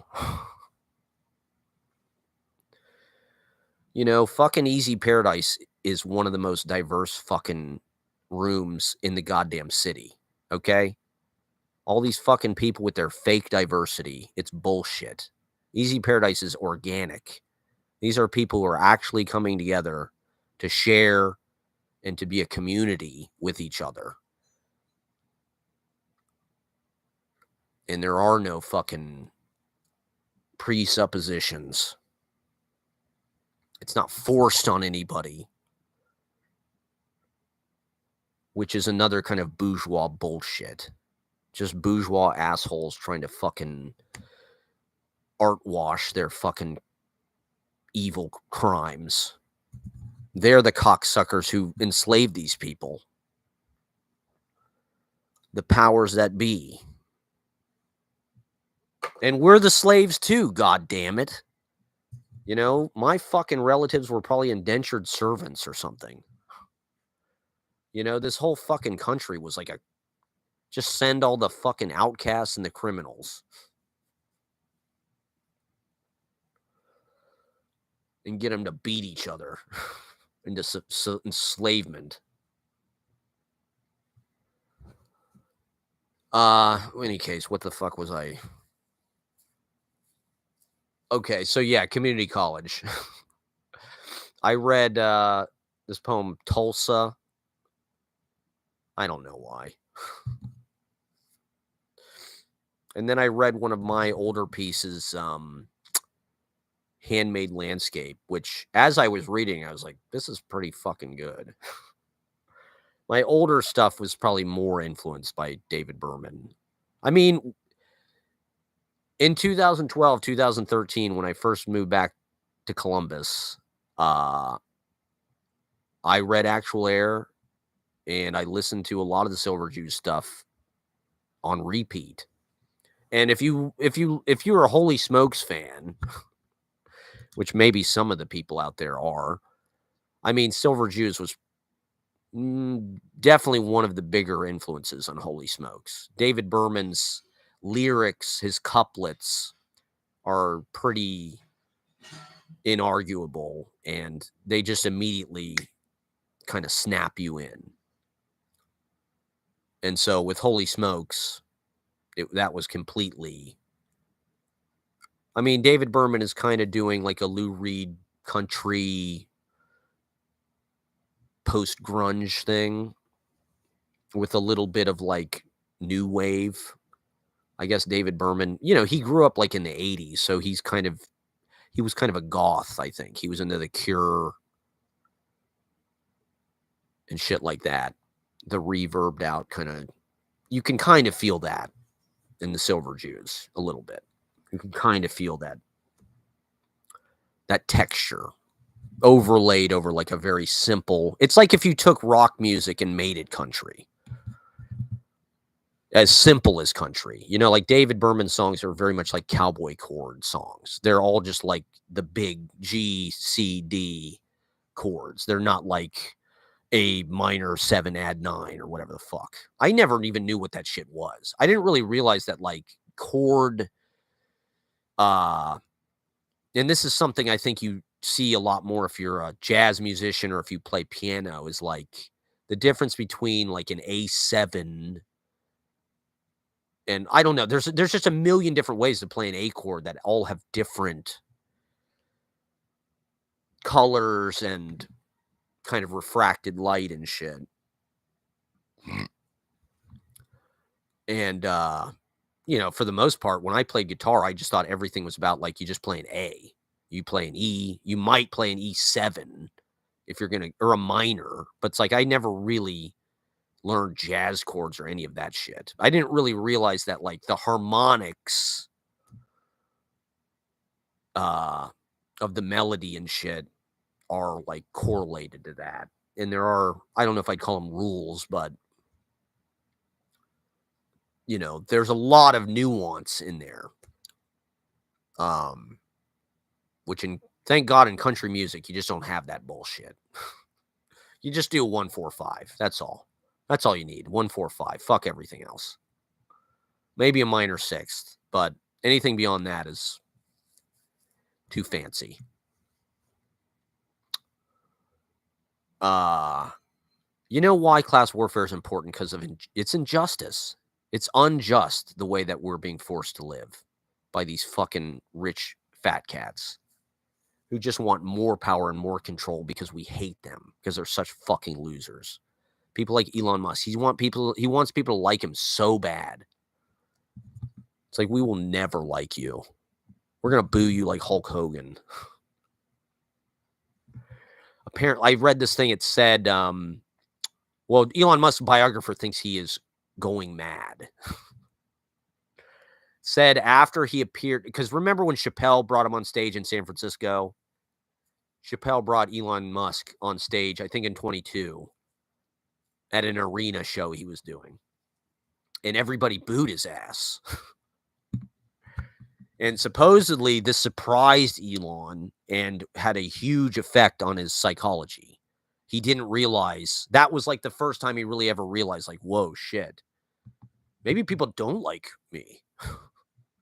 Maybe people don't like, maybe, I guess I should buy like a fucking Diablo 3 account and like spend a bunch of money to like make myself the 4th best Diablo player in the world because that'll make people like me. It's like, dude, you're an idiot. You're a loser. We fucking hate you. You're a creep. I will be so happy when the motherfucker is dead so I don't ever have to hear about him again. And the sooner, the better. The guy is a piece of shit. And I don't give a fuck about Mars or Tesla or any of it. I don't think he does either. These guys, they all got rich off government subsidies. I think that's something we need to talk about is everybody's like, tax the rich. It's like, yeah, we need to tax the rich, but like, get rid of these fucking subsidies. Tax the corporations. Don't give Amazon millions and billions of dollars of fucking tax credits for everything. It's like there's more important things than having a fucking data center in your town. Like you shouldn't just sell out. Oh, yeah, we're going to give Amazon all these fucking huge tax breaks because they're going to build a data center here. It's going to create jobs. It's like, how many jobs is it going to create?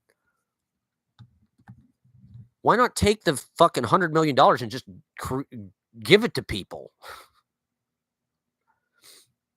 These businesses are not doing anything good.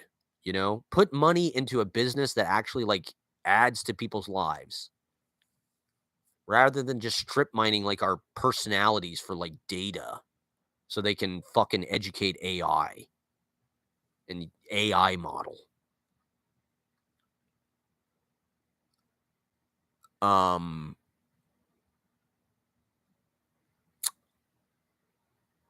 Yeah, I mean, so when I'm reading this poem at the David Berman thing at Torn Page, it's like the way that I used to write was a lot different. It was made to, I don't know, have immediate impact, or I don't know, press some kind of button in people, whereas like now it is more of a stream. I mean, I absolutely hate the fucking term stream of consciousness.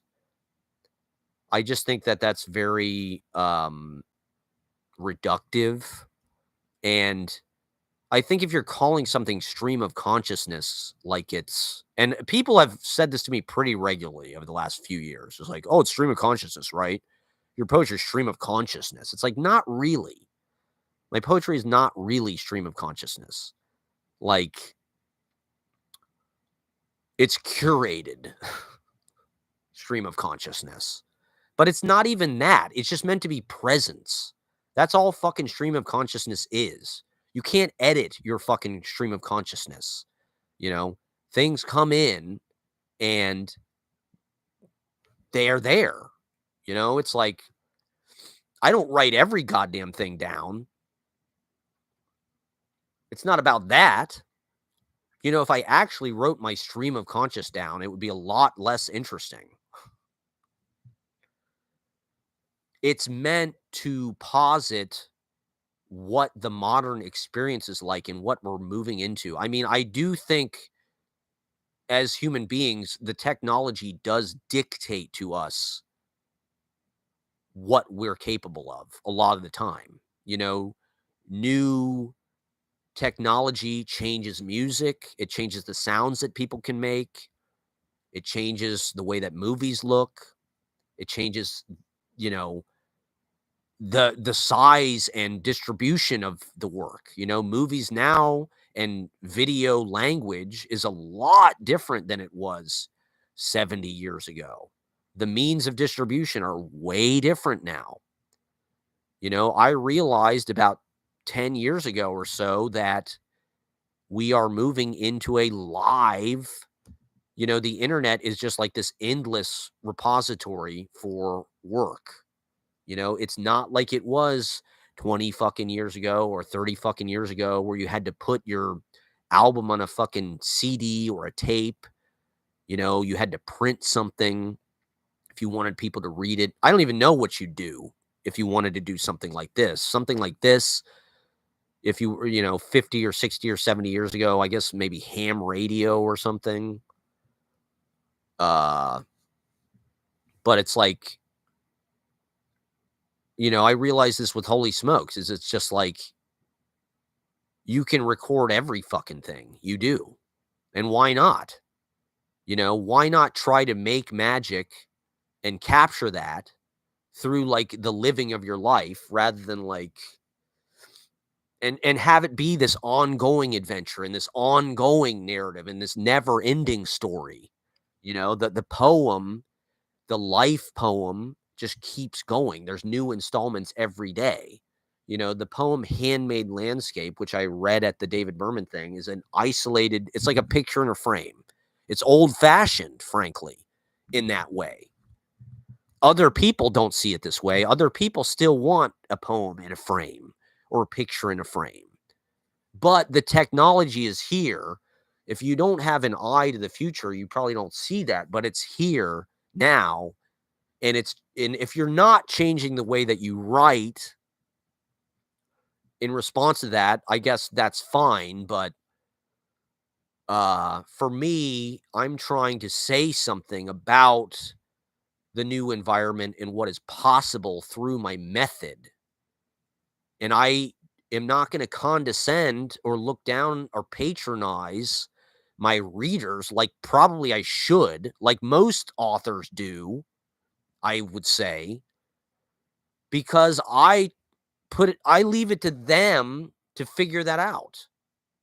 It's all there if you want to extrapolate and you want to analyze, it's all there. But people just look at it and they go, this is stream of consciousness. And I think, I don't know, more and more stream of consciousness will probably become a more normal, to the point that that term will just like not even mean anything. And to me, it very much correlates with live streaming, right? My poems are kind of live streams, or I don't know, they're meant to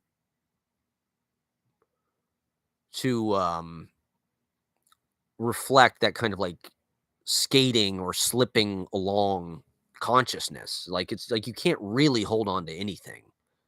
I think literature gives us the illusion, and poems kind of give us, and that's comforting to us when you can really work something over and pin it down to the point that it really feels perfect and finished and fully realized and all this kind of bullshit. It's like Bob, the way that Bob Dylan records is more similar, I would say, to my, like I'm not the kind of guy that wants to get into a recording studio and like go track by track to the fucking click track and, do overdubs and blah, blah, blah. It's like Bob, he doesn't even tell the fucking musicians what key he's in. He just starts goddamn playing. And if they know what they're doing, it works. That's been happening for thousands of fucking years. This is how human beings make music. There was no recording. There was no writing things down. It was all fucking stream of conscious. If you wanted to memorize something, it's like, God damn, you just had to do it yourself. You had to fucking. Now it's like you can write things down, you can delete them, you can fix them, blah, blah, blah. I think that's also kind of a class issue. To have time, space, a room of one's own, as Virginia Woolf said, that requires money. This is why most poets are trust fund kids and their parents are rich, because who the fuck else has got time, energy, wherewithal, or interest to make poetry? After most people are done with their job for the day, working 40 hours a week, installing fucking cable or climbing telephone poles or whatever the fuck they do, digging ditches, they do not want to come home and read fucking Philip Larkin. They want to watch Real Housewives or some shit. I don't know. And so I'm not like, I do think it's kind of interesting what's happening with literature right now. And it's kind of indicative of our greater society as a whole, where it's like now it's like cool and sexy to read, or at least to get your picture taken with a book. All these fucking celebrities like Kaya Gerber's got a book club, and Kendall Jenner. There's all these fucking pictures of Kendall Jenner like reading. It's like that bitch is not reading. I'm sorry. It's like the Kevin Meaney joke. It's like you're not reading. And even if you are, you're still Kendall Jenner. You're still a piece of shit. Like reading does not make you a good person. Okay? Like I think rich people, it's like it's a way of art washing their bloody fucking crimes. And well, it's also a status thing. This is what I heard is like in order to have time and space and even even literacy at this point is sort of an indicator of wealth. If you have time to read a goddamn book, it means you don't have to work. You don't have to go to the fucking grocery store and like bag people's fucking groceries. Like you're just laying on the goddamn beach in Maui or whatever reading Melissa Broder. And aren't you a fucking good person because you're such a reader? Like fuck reading. Well, fuck the people that think that it's like some kind of necessary, integral, like. Now, don't get me wrong. I love reading. Obviously, reading has always been a huge part of my goddamn life. But it's not for regular people anymore. That's why people like Kendall Jenner are. There was a picture of some fucking celebrity. I forget who it was, but they were literally walking down the street with like a book in front of them. It's like this celebrity is not reading this book. They're doing it because they know the paparazzi is going to take a picture of them. And this is the image they want to project. They want to project the image like I'm this thoughtful, like intellectual person. And in Manhattan and Brooklyn too, for that matter, you see it worse than anywhere. All these fucking dime square douchebags and all these fucking MAGA asshats in Manhattan who are like literary edgelords. Like, go fuck yourself. I hate all of those people. Like, they're pieces of shit. All of these edgelord poets and shit can fuck off. All of the Red Scare people can blow me. Like, the Towlin people can go suck an egg. And, I don't even think that it's, like, authentic to them. I mean, not to be some guy with, like, we need to make it go back to the way it was, but, like, we're just using this as an example of a model for something that was a good way, in the 40s and 50s, 60s after the war, there was things like the GI Bill. I mean, a lot of those motherfuckers from that generation went to college on the GI Bill, right? Robert Bly. Did Frank O'Hara have the GI? I mean, they were all in the goddamn Navy. Everybody was in World War II practically, or a lot of them were. Robert Bly, Frank O'Hara, James Schuyler, Kenneth Koch. How many of these fucking people went to college on the GI Bill? Which was sort of a way for poor people, working people, to find some kind of entree into a higher level. They could go to Harvard, Not today. Now it costs $100,000. It will completely ruin your life to go to Harvard. You're going to be paying $2,000 a month in student loan for the rest of your life. Not only that, but there was a working class readership. Things like The Beats, things like Charles Bukowski, things like paperbacks. There was the paperback revolution, right? Happened in the 40s and 50s where there was suddenly low cost literature and people had time and education to appreciate it. Now people just read fucking fantasy novels. Even the people that do read, they read dog shit. I was on because I'm a bit of a Reddit bro now. I'm like, well, it's just like it's like a substitute for Twitter. I can't get on Twitter, but it's like kind of the same thing in a way. But it's like I was on books r it was like a subreddit r books, and I was on r writing and r poetry. And I literally had to leave because the people are just so fucking basic. And I see that on YouTube too. I mean, the book influencers on YouTube, it's like Jesus Christ. I'm so sick of hearing about fucking David Foster Wallace and Cormac McCarthy, like, and that's like the highbrow people. That's like the best that you're gonna find. I mean, most of these booktuber people or whatever the fuck they are, they're like, uh, I don't even know how to describe what they're reading. It's like, it's not, it's just like mass market garbage. It's not even Sally Rooney or something like that. Not that I read that shit either, but um,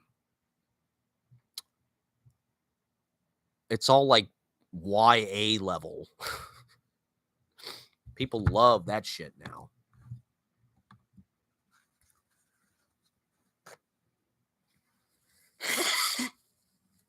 But or just like the kind of basic, like classic literature stuff. Like, oh yeah, I read the Brothers Karamazov or Kafka. It's like that stuff's not bad. I'm not meaning to like sound like a total fucking hater, like I'm hating on that shit, but it's like there's just so much under that. There's so much to read that just does not get fucking mentioned at all. And so part of my point is that, like, I don't know. I feel like a lot of this sort of like literary um trending on the internet, it's just optics. It's all just like and it's also just like ethical. People, as the apocalypse is happening all around us, all we feel like we can do is like demonstrate ethical consumption by like going to Whole Foods or um like I'm going to take care of myself, so I'm going to read. Like that's healthy, and like everything is social media and it's bad, and the phone is bad, and phone addiction is bad, so like I'm going to read. And like uh that's good. Like I don't want to discourage people from reading, not that I am. Um but it feels like it's become like an affectation for people that want to feel fancy and better than other people. And if you're not uh if it's not leveled with some kind of like, I don't know. I don't know. There's just I don't find a lot of humanity in the literary world, actually. So that's part of the reason why I'm such a hater on literacy is like, a lot of the literary people I've met have been fucking assholes who are really full of themselves. They do think they're better than other people. They're hidden away in academia, which allows them to think they're better than other people. They think it's glamorous to be a professor. There's a clout and a status that comes with that. Meanwhile, no one is discussing the fact that universities have become the main introduction to debt slavery for most post millennials and beyond. It's like these things go hand in hand. If you go to a fucking MFA program and get 6 figures of debt to get a poetry degree, like, shame on these fucking universities. And shame on the people who think that that's the only way to be a writer. It's like it's increasingly hard. I mean, it's not hard to be a writer now. Like, you can write, you can self-publish, you can go do readings, but it's like it's hard to make anybody give a shit about anything actually good. The readers are too fucking stupid. They all want to read Kavi Akbar's book, which I haven't read, by the way, and I haven't read any of Sally Rooney's books, but who cares?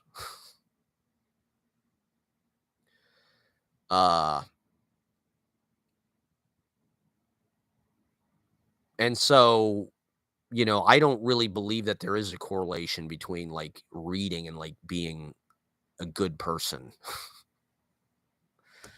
at all, actually. Most of the people that I know who I grew up with do not read. They're not dumb people. A lot of them are very smart people.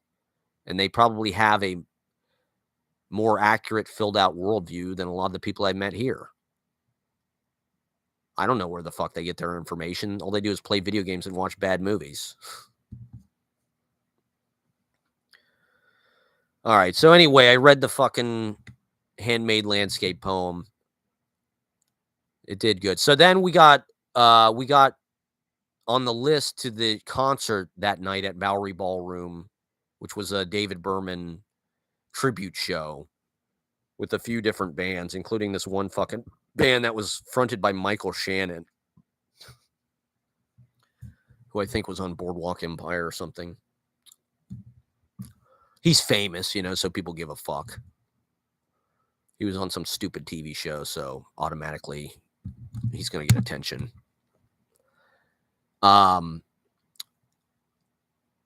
He's automatically better than us. He's automatically worth paying attention to. It just frustrates me that people aren't really thinking for themselves. No one is really. They're just, whatever's popular, whatever's in the media, that's what they think is legitimate. Whatever critics say is good or whatever gets publicity. I just wish people saw things for what they are on their own terms. So yeah, we went to this show. I love Bowery Ballroom. I always love going there. And it was wonderful. I mean, they're great songs. They really do hold up incredibly well. And so we're up on the balcony. I love the attitude at Bowery Ballroom. They were just very laissez-faire. It was just very chill. We like went in the VIP room. Nobody even fucking like said anything. Like, what the fuck are you doing here? To be honest, we weren't even on the list. When I got there, the door person was like, so it's $20 or whatever. I'm like, we're on the list. Blah, blah, blah. And she looked on the list. Our names were not on the list, but she let us in anyway because she was just like, okay, that's fine. It's like, this is a cool place. They're not up your ass about every little fucking security thing or like, oh, did you pay? Did you have tickets? It's like, God damn, everything in our fucking society is so fucking predatory and money. It's just like, let people in for free and let them have a good fucking time. Fuck society. And all these fucking whip cracking bosses, I live on principle. I wish some other people would do the same. I haven't had a job in almost 13 years. And I want to work less. I hate my employers. That's a healthy relationship. Fuck your boss. Don't fuck your boss, but fuck them. I don't care. I don't want a job. I don't fucking. You're just forced into it. And it's bullshit. I'm ready for the AI robots to do all basic life-sustaining activities for us. Yeah, so anyway, we're up in the balcony. I get this text from Omkar. Hey, they want us to go on stage and bless the Hot Wheels. And there was probably a couple hundred people there. I mean, the place was pretty full. But I kind of knew, I don't know, I had a weird feeling that we were going to get on stage somehow. When we got there, I was like, we're the poets. There's no poetry at this thing. It's all music. They need poetry somehow at this thing. And we did the reading earlier in the day. We're the only ones here. So it's got to be us, right? And so sure enough, I get this text, hey, they want us to go on stage and bless the Hot Wheels. Gate wants us to go on stage and bless the Hot Wheels. And so I said, apparently David Berman had these Hot Wheel, which are, race cars. They're child toy cars, right? That,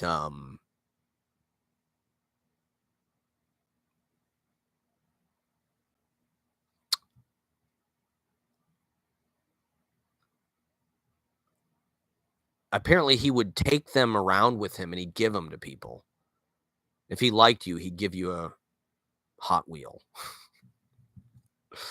which is like such a David Berman thing to do. It's kind of flirty. It's kind of,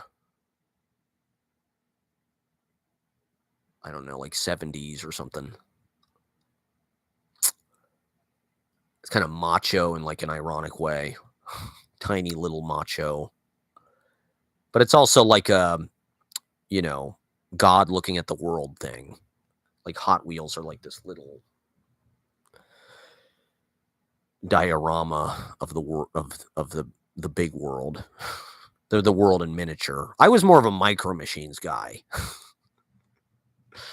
Maybe that's pathetic to admit, but I was more of a Micro Machines guy. Personally, I like Micro Machines. I still do. Micro Machines are dope. They're like that big. And so anyway, I'm like, in my head, I'm like, what the fuck am I going to do to bless these Hot Wheels? They're kind of putting us on the spot. So we go backstage. They let us backstage. And the guy like shows us these Hot Wheels. And he's like, so we want you to bless the Hot Wheels. And in my head, I'm just thinking, how are we going to do this? How are we going to honor this guy? That's it felt like a poetic test. It felt like a test of but it also felt like an endorsement or something. It felt like David Berman from Beyond the Grave was like legitimizing my project as a poet. It didn't feel like an accident.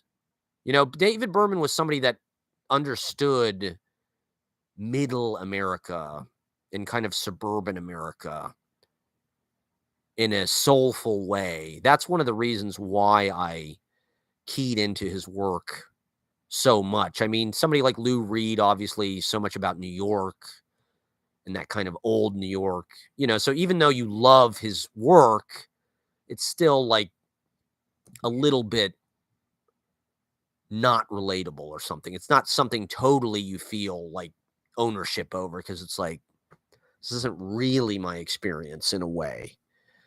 Bob Dylan like has this kind of like Western thing. It's like everything Bob Dylan does has this kind of like, I don't know, almost like cowboy folk it's like this surreal mythology, so it's like same thing. It's like, it's powerful, but it's not really grounded. Whereas like David Berman writes about the alleys or the footnotes of the avenues, or,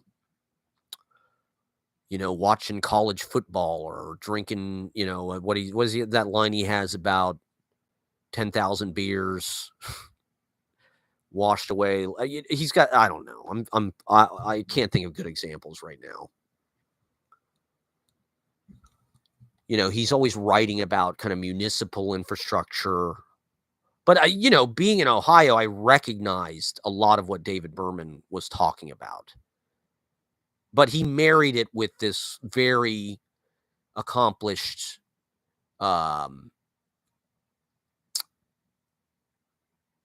poetic talent.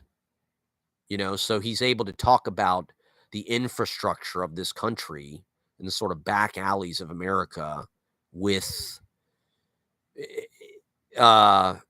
an expertise or something. And even the shitty parts of it, the kind of Margaritaville at the mall or whatever, margaritas at the mall, the tackier parts, David Berman's able to kind of embrace that stuff because that too is a part of America, for better or worse. The kind of rhinestone cowboy side of things. And so I could relate to that too. And the fact that it was simple music, it's not prog, it's not even Pavement. Pavement is this wild guitar. Silver Jews is 3 chords and the truth type thing, which I prefer. I prefer simplicity, generally speaking. Blues, same thing. Blues is 3 chords. Rock and roll, 3 chords. I am not a prog guy at all. It's fine for what it is. I just don't enjoy it. And I hate the people that do enjoy it. Because they run our society. The Rush fans run everything now. Prog fans, people that want everything super complicated, super technical. There's too much technique. There's not enough feel.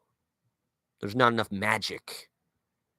Nobody really knows. Nobody really understands magic anymore. I saw this amazing video, Quincy Jones, talking about drums. Thunder doesn't imitate the drums. Drums imitate the thunder, right? But melodies come from God. You can't really teach melody writing. There's no formula. In a lot of songs, like Paul McCartney yesterday, he doesn't know where it came from. He went around asking people, have you heard this before? It just appeared to him like in a dream, right? From God, almost. You don't really know why. You can't teach it. You can't teach somebody to write melodies. This is Quincy Jones that said this, not me. He would know. Whereas the drums imitate the thunder, right? I think is part of the magic, part of the poetry of all art is that it's rooted in like our actual experience. Certain sounds, certain colors, certain sensations have associations for us because we've experienced them in life. Loud noises, thunder cracks, lightning flashes, grass, leaves, sound of wind in the trees. Usually when art works, it's because it's imitating something like there's a metonymy or whatever the fuck that word is with the work. It's like you're taking something from life and you're putting it in the syllables of the poem, in the way that in the consonants and the vowels, or the instrument, right? Like a slide guitar kind of sounds like weeping or something, right? That's why it's emotional. That's why it's affecting to us, because it imitates this thing that is a part of our non-mediated existence, of just natural existence, right? Whereas the drum is imitating the thunder, not the other way around. And so, to some degree, we're borrowing all of our colors and textures and sounds from nature, from experience. And that's why it's effective. That's why the magic is there. That's what people are responding to. They're responding to these deep, deep, deep relations we have. But they don't teach you that in art school. They can't. How could they? Red means a certain thing to us because of the circumstance, because of fire, right? Because of the sun, because of blood, whatever, wine. It's on a certain frequency. And so we respond to it in a certain way. And so all art is kind of a synesthesia, really. There's colors in the words, in the letters. There's colors in the music. There's colors in the sound. And vice versa. There's sound in the painting. There's noise in the crayons. And, the fact that Paul McCartney and George Harrison hitchhiked around fucking England, I think is part of the reason why they were the fucking Beatles. Because they had an experience with life that was very direct. They went out into the big open sky and it just rained down on them. You know, they felt the wind, they felt the cold, they met people, they saw the landscape. All of that shit it goes into your work. Uh, or at least what else is going to go into your work? You know, other people's work, other people's references, other people's ideas. You're just going to imitate things you've already seen that are mediated. That's part of the problem is we are just more and more in a mediated, we're just cannibalizing somebody else's experience rather than using our own or somebody else's ideas or whatever. So yeah, they asked us to bless the Hot Wheels. So I'm like, what the fuck are we gonna do? How are you know? And I wasn't nervous actually. I was like, this feels right, and what the fuck? I mean, the fact that we even got chosen to do it, I don't know. Like all things in my life, like maybe I didn't try hard enough or like confronted enough to like pass the test. So I don't know. I'm just going through my head like, what are we gonna do when we get out there to bless these fucking? First of all, it's just like putting us on the spot in like kind of an awkward way. I mean, I really appreciate it. It was like one of the greatest things that ever happened to me, sort of. I mean, it was great. I've never been in front of that many people, I don't think. And it felt right. It felt like a good way to kick off 25. Even, you know, this year it's been highs and lows already. Feels like it's going to be brutal, but it, you know, there might be amazing stuff that happens too. I don't know. 2016 was rough. I hope it's not like that again. But it could be worse. Who knows? Let's hope not. It doesn't look good. I mean, these fucking assholes who are about to do their takeover. It's not going to be good. But so anyway, I just sort of thought in my head, like, well, I don't know. I guess I sort of copped out because I was like, I didn't cop out, but I kind of took, I don't know. I did what I always do, which is like, I kind of took a safe. I thought, well, I'll just bless them with lines from David Berman songs. They're David Berman's Hot Wheels. We're at a fucking, Silver Jews tribute show. What am I going to do? Get up there and like read my own fucking poetry or like, maybe I should have done it with lines from Actual Air or something, but I just thought there's that great line about I asked the painter why the roads are painted black. He said, Steve, it's because people leave and no road will bring them back. So I thought, well, that's sort of about cars. That's sort of about Hot Wheels. So I wanted to go on stage with something kind of, because I didn't know what they expected us to do. It could have been really cringe. But we're the poets. We're supposed to know this shit. You know, this is part of the job of being a poet. You got to bless the Hot Wheels. Sometimes you got to, you're tasked with, it's all ritual. It's all ceremony, And so it's your job as an artist, as an adult. This is just what being an adult is. It's like you got to make it work. Whatever it is, make it work. And it's hard. I usually don't make it work. I shouldn't be so vulnerable on my fucking live stream because people take it as you're insecure or like, I don't know. I'm too transparent. That's one reason why I haven't been doing this for a month, because I just feel like maybe I'm too revealing, or if I say things that are like self-aware, I feel like that opens the door for other people to like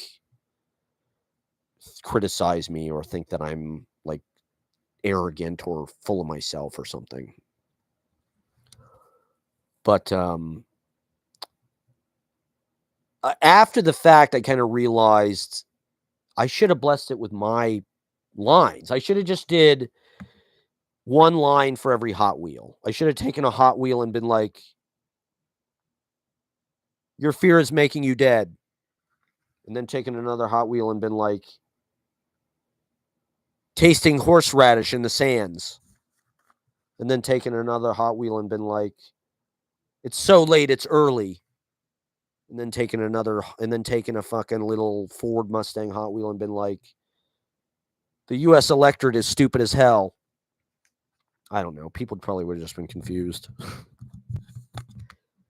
Like I said, I didn't know what the hell they expected.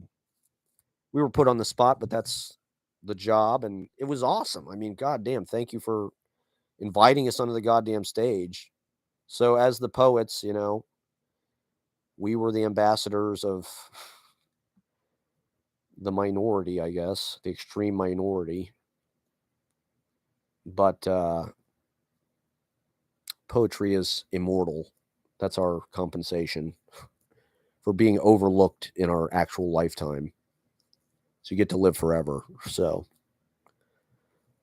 it's kind of a trade-off. So I don't know. So they introduced us on stage. They've got it was in the I think it was between the bands. The next band was setting up, so it was like something they could do between the bands. So we go up there, and like I said, I really wasn't nervous because it's like I don't know. I guess it could have been some kind of incredible moment, and it was nice. So I just got up there and I kind of did my thing that I usually do, where I'm just kind of a spazzy freak, and I said. I used 2 David Berman lines. I forget what the first one was. But then I did the line about why do the roads painted black? And the audience did applaud. I did feel like I cheated a little bit because I just used his line. Like I should have come up with my own thing. But it was also like it's a David Berman tribute show, and it's like, what am I going to do? I'm going to get up there and not say something about David Berman, or I don't know. And like I said, they applauded. So,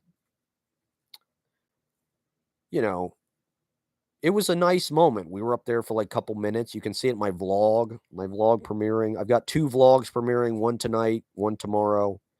Special 2-parter, Christmas and New Year's. Christmas, 1 episode, New Year's, the other episode. So you can see all the shit I'm talking about. And, this is kind of a diary for me, for better or for worse. I probably shouldn't be doing it into the giant data eating monster, but at this point, it's probably our best chance for migrating into the new world, into the future. Get all of your data, get all of your information into the data centers if you want to survive. I'm ready to be reincarnated as a ghost in the machine, as an AI robot. Just take all my live streams and AI model my brain and reincarnate me in a fucking AI robot. Like goddamn the Steven Spielberg Kubrick movie. Yeah, so anyway, we did it. I don't think the gate guy was that impressed. But I really appreciate them inviting us, and it was an honor. And like I said, it was really the first thing I ever did where I felt like I'm a real poet, actually. This is proof. The fact that I'm like up here at the David Berman concert as a representative of like the poets with Ashley and Omkar. I felt like, fuck, well, this is my cherry's been popped. I'm a real poet now. I mean, hey, if we're the poets at the fucking David Berman concert, it's pretty good. It's pretty fucking good. So thank you for inviting us. It was really an amazing night, and it was a great show. I mean, those songs really do deserve to continue, and so does David Berman's legacy. I think it'll only go stronger, and I think it already has started to actually. Okay, what else? I guess I'll start wrapping up, but thank you guys for watching. God, there's got to... Okay, surge pricing. I want to talk about surge. Is there anything else I need to talk about? I should probably get off pretty soon. Let me check my notes here, everybody. Thank you for watching.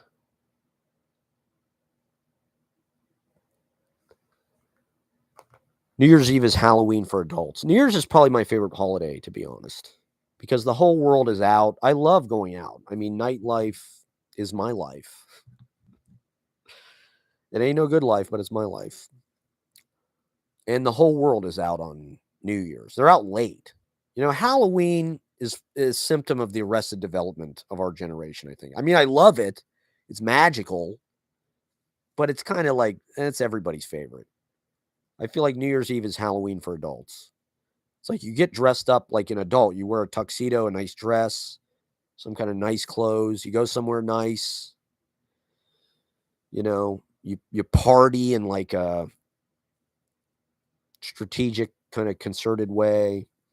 It's ceremonial. It's like, this kind of amazing kind of watershed, one segment, one era, one chapter kind of coming to a close and the next one beginning immediately.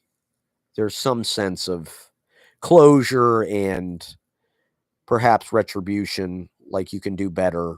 If you've had a bad year, it can feel like, okay, it's over now. And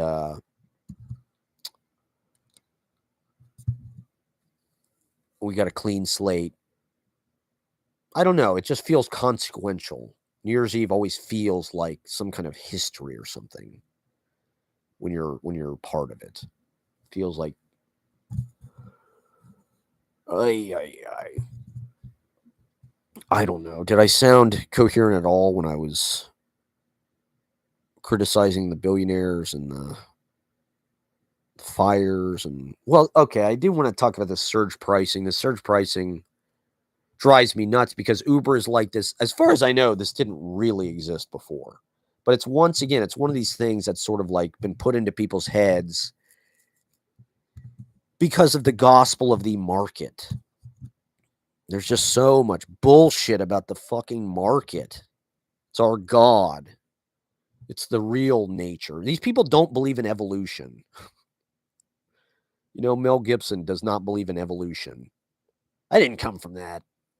I didn't come from some slimy fucking lizard coming out of the ocean.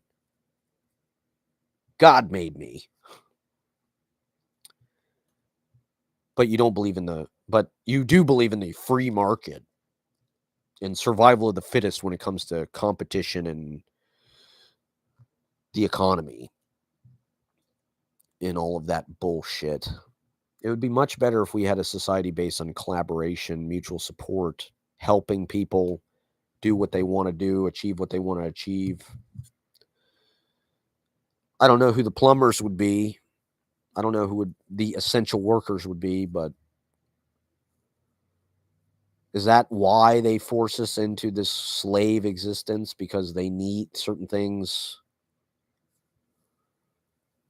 Just, I don't know. But surge pricing is the idea that, there's more demand for it, so the price needs to go up. They're even starting to do it at like fast food restaurants and shit. And I predict that it will become more popular, this kind of surge pricing, and applicable to more things. I mean, in a certain way, I would say that, these tech people especially are very caught up in this kind of structure, where it's like everything on social media is sort of market driven in a way. And the algorithm is sort of an imitation of the economy where it's like, well, if more people are watching you, then we will boost it because that means that people like it. If you're getting more engagement, if you're getting people liking, sharing, that's like people spending money. That's like people, that's supply and demand. They are demanding, they want more. They're liking your content. They're watching your videos. And so you are successful. What you are doing is good. What you are doing works. It's right because people want to buy it. It's a good product, so people want to buy it. And it's like, I just don't really think that's how it is anymore. I don't think people there. First of all, there aren't that many good products, actually. There aren't that many options. Even refrigerator, dishwasher, clothes, it's all pretty shitty now. They've decided that rather than like I was looking at this car. They showed this car that was designed in the 50s for women, and it had all this extra shit with it. It had like a fucking big, like, makeup bag, and like this it had all, it was good look, leather seats, really cool looking car. The idea being that the people that made the car wanted to make it as good as they possibly could as an incentive for the consumer to buy it. They created a high quality product with a lot of cool shit on it because they thought that would sell better. That's just not really the way it works anymore. Like, look at the fucking Cybertruck, for instance. Like, this is what's about to happen to our government in our country, and really probably the whole world. Is it's about to become a fucking Cybertruck. It's about to become this thing that does not work, but it's some rich guy's idea of a fantasy of what it should be. I'll take a fucking Toyota any day of the week. Give me a fucking Toyota any day of the week over a goddamn Cybertruck. Those people know what they're doing. The people who are building Toyotas know what they're doing. Those fucking cars will be on the road for 300,000 miles before anything even fucking happens. The Cybertruck explodes if it gets rained on. I saw this video of like Cybertruck versus some other fucking truck trying to drive up like some kind of steep grade hill. The Cybertruck couldn't even do it. It literally like stopped halfway up the hill and just like froze like a fucking computer. It's like, that's, people think everything has to be smart now. Put a fucking hard drive in it. Everything's just a computer now that does what like a real thing used to do.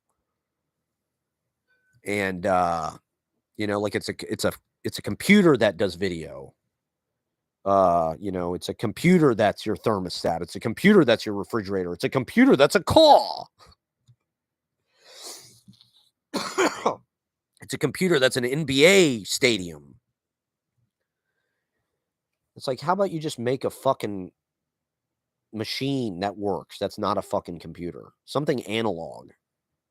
Like, that's something with these fires, right? Is like, if you have a fucking Tesla, all the power's out and shit. It's like, how are you going to charge your fucking car trying to get out of, your town's on fire?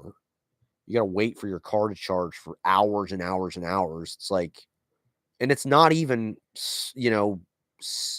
better for the environment or anything. It's just the facade. Oh, it's an electric car, so it's got to be better than fossil fuels. Well, not really. It's like if they were just used in way more limited supply. Fossil fuels, it's a technology that we can use. There's certain things that it's an advantage to have fossil fuels. But not every fucking American needs their own goddamn car to drive to work every fucking place they go. Like, it's insane.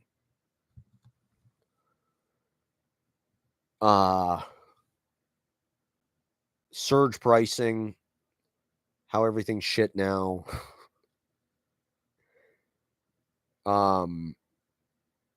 Well, there's no incentive for the companies to make good products. We're in a place where just like, we have no choice. We got to buy what's out there. And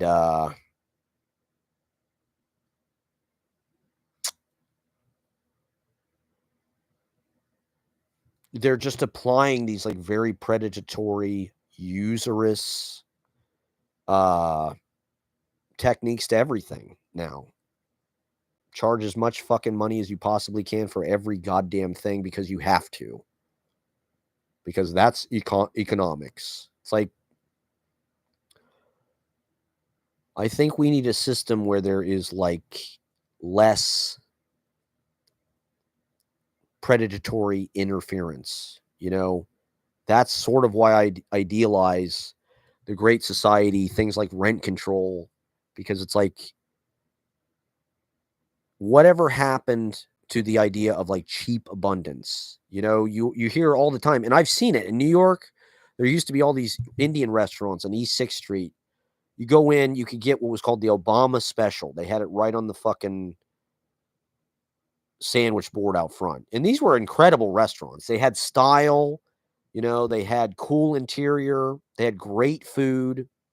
You could get the Obama special. These people probably voted for Trump, which put them out of business, actually. They're all gone now.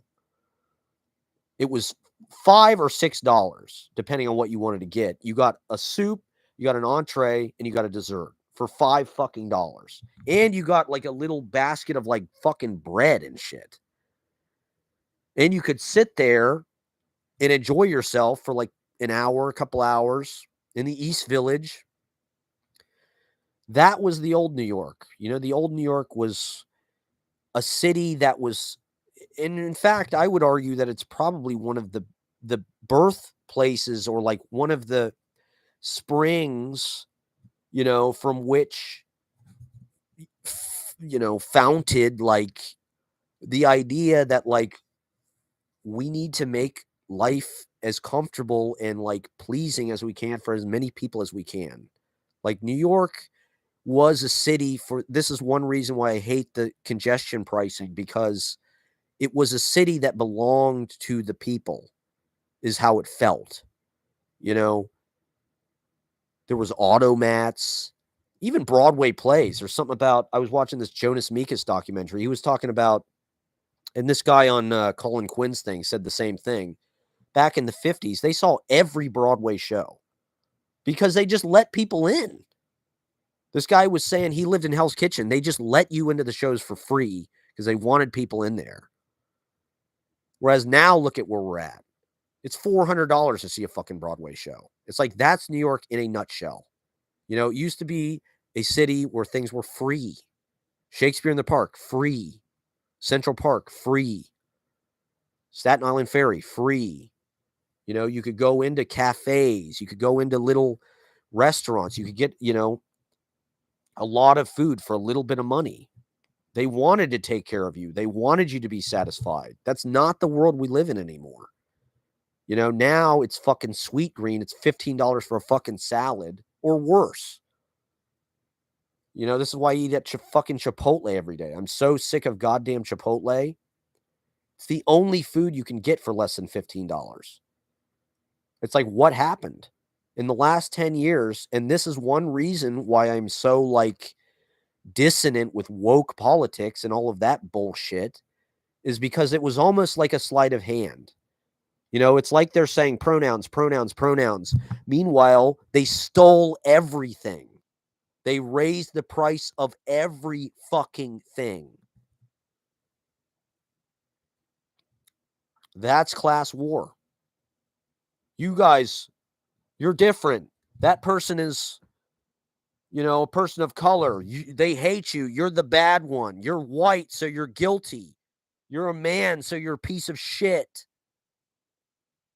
We're going to do everything we can to like prevent you from having any fucking success at all because slavery.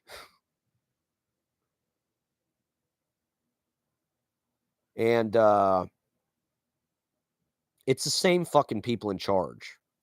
You know, it's the same fucking people. I guarantee you, if Elon Musk and Donald Trump were alive 200 goddamn years ago, they would have been slave traders. This is one reason why they're trying to reshape our society. They want it to go back to that. They want us to force us back to a point where all we do is work our whole lives for them, for free, and we have no choice. And we're going to suffer, and they're going to laugh about it. Now, I mean, don't get me wrong. Slavery's fucking horrible. The way that the people in control have subjugated people of color, women, it's horrible. There does need to be an atonement.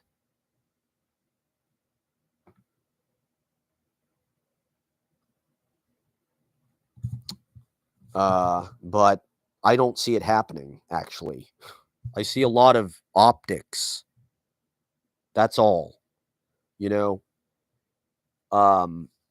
Maybe certain people like are getting more attention than they used to, but we are all paying way more fucking money just to stay alive now than we were 10 years ago. And that is way more significant to our day-to-day lives and the day-to-day lives of everybody in society. Now it's like if you want a one-bedroom apartment in Oklahoma, it's $1,500 fucking dollars. It's like, where do they get off? That's not like what the market will bear. That's like what people can pay if they absolutely are have to. That's not the same thing. You know, it's just like where in capitalism or free market economics is there like a mitigating factor? It's like, well, if the customer doesn't pay it, they'll bring the price down. It's like, that's not true. Like, just because like someone is forced to pay $5 for eggs doesn't mean like that's like they're agreeing to it. Like, they have to, or they will fucking starve.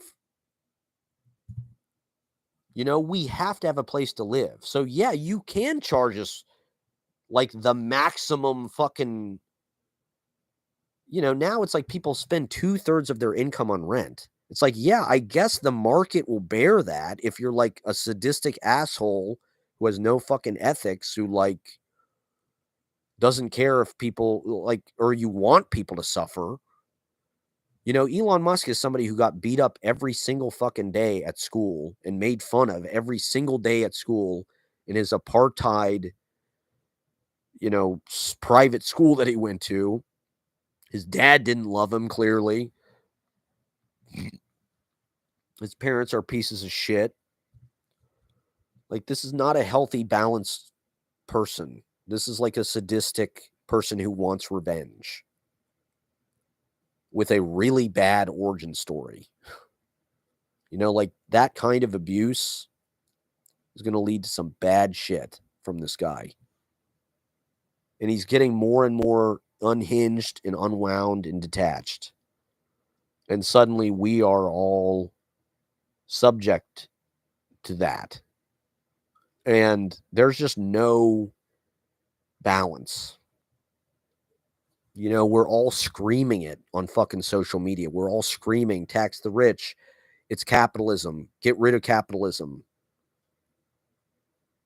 And the billionaires are just getting more powerful and more rich. And we are getting poorer and less powerful.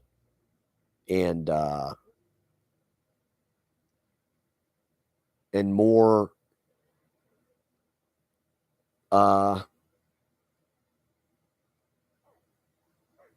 disunified.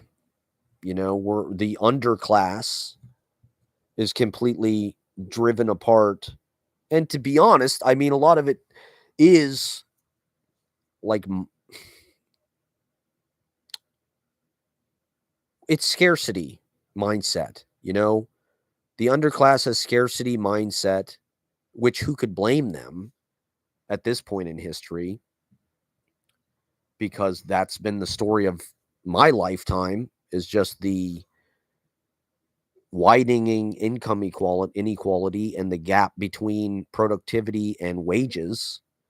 You know, Americans are creating more and more value and more growth in our insane system of infinite growth. It's completely based on infinite growth. And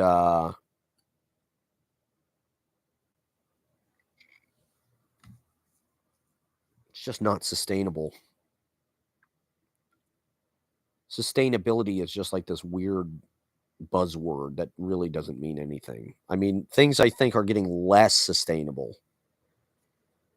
You know, like if you had a refrigerator from, you know, the 50s or whatever, it would run forever. Now it's like shit breaks after a year or two. Like, that's not sustainability. That's like keeping you a consumer addict.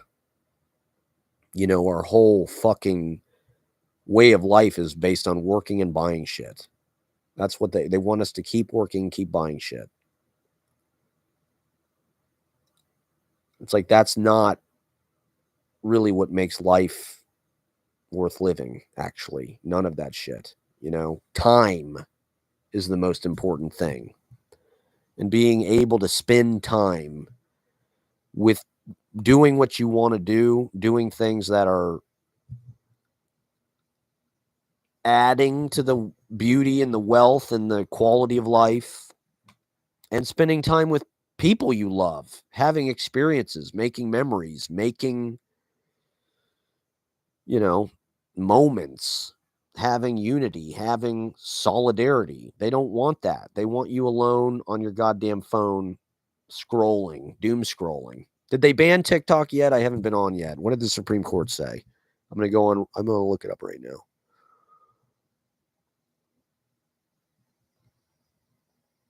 But our hearts do go out to the people in California, man. If there's anybody in California watching,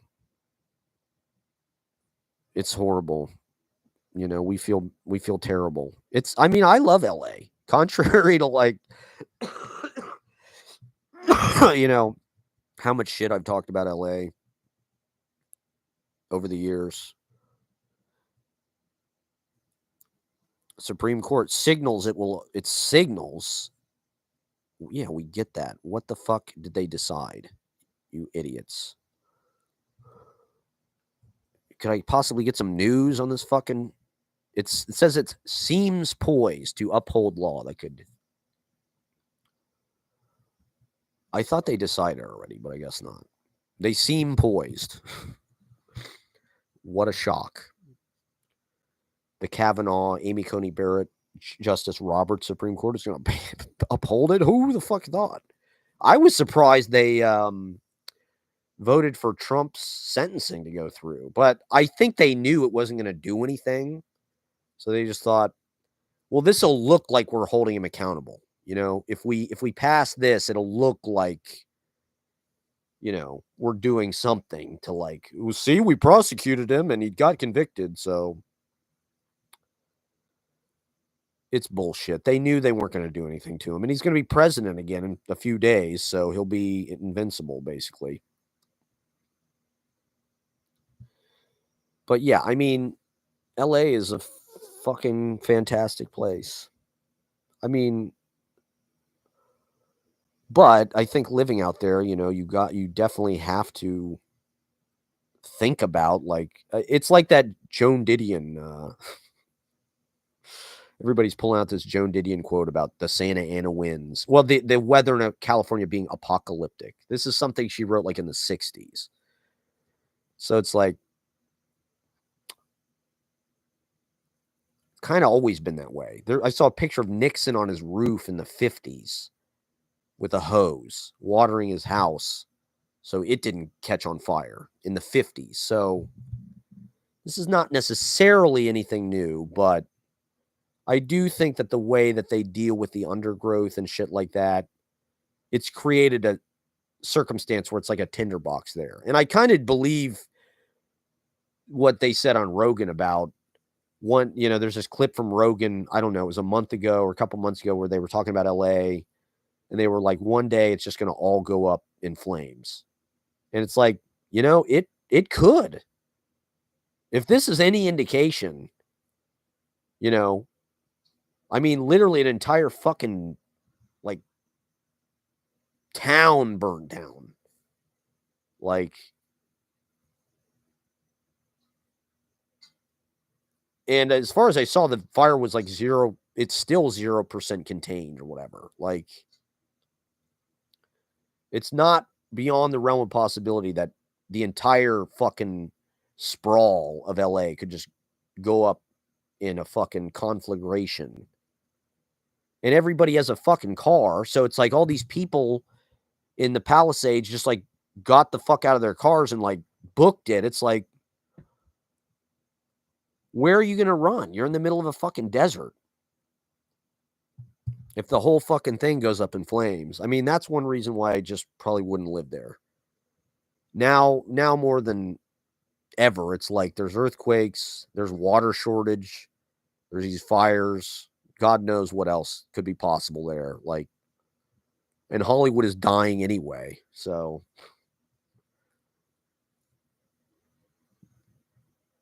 it's a beautiful place. I'd love to be bi-coastal. It's a very chill, if you want like kind of a comfortable sort of suburban life, LA is definitely a good pick. It's nice weather pretty much the whole year. You can just drive everywhere in your nice, comfortable car. You never have to interact with anybody. Just go to your house. See, I don't want that. That's not really how human beings should live. You're meant to be mixed up with other people. I mean, it's not always comfortable. You get into confrontations, you get into disputes. There's awkwardness, there's weird, but that's part of being a human. Is like it keeps you earthbound in a way. It keeps you with your feet on the ground because it's like you're seeing real life, you're seeing real people, you're seeing people that can't just buy their way out of every fucking problem they have. People that have to ride the train, people that have to beg on the streets, people who are fucking, LA, it's just like all you fucking hear about is, or, people just like really love beating up on California since the pandemic. It's like these blue cities, they ruined San Francisco. They killed San Francisco, these fucking Democrat politicians. And it's like, I don't really think that's what ruined San Francisco. I think the tech people ruined San Francisco. Like, the reason why there's so many fucking homeless people is because it's ridiculously expensive to live there. San Francisco used to be a place there were all these single room occupancy hotels. I mean, that's where Jack Michelin lived, right? He lived on like a Skid Row hotel. It's like that doesn't exist anymore. It's like $3 million for a fucking house in San Francisco. It's like there's no way to have a dignified way of life unless you're just some fucking crook pirate of Silicon Valley asshole. These people have too goddamn much. They should suffer. The fucking Peter Thiels and all the Vivek Ramaswamis. These people are pieces of shit. Did you see that guy's tweet about, well, the reason why we have the H1B1 is because of Urkel. All these Americans grew up watching, they idolized Stefan Urkel instead of Urkel. If they would have idolized Urkel, maybe we wouldn't have to bring in all these illegal immigrants to work for free. American work culture sucks because they don't just all want to work to death. They don't glamorize nerds with calculators. First of all, he's just wrong. Nobody idolized fucking either one of them. It was a fucking TV show. It didn't have that much effect on us. You're a fucking nerd for even making that fucking comparison. That's such a lame fucking that's exactly what a tech idiot would. It's like the same people that go to see like the totally 90s cover band would make that reference. It's like Saved by the 90s. Like, they should have idolized Screech instead of Zach Morris. It's like, just because you're a fucking nerd, you want the society to like think that's more glamorous. It's like, it's so fucking sad and pathetic how much like the pop culture of our youth has like filtered up into like our adult lives. It's so fucking stupid and pathetic. Like, people are still talking about these stupid fucking shows. Like,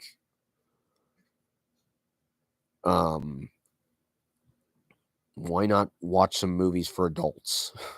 They don't make those anymore. You can just watch fucking stupid superhero movies. An escapist fantasy about being rescued by some kind of fascist cop superhuman. Elon Musk thinks he's fucking Batman. A billionaire with technology is going to save us from the homeless criminal gangs. We need somebody to save us from them. Save us from the fucking billionaires. Who's going to be the Batman that's going to execute vigilante justice on the fucking hostile takeover fucking overlords? The venture capitalists. God damn it, there was something else. What was it?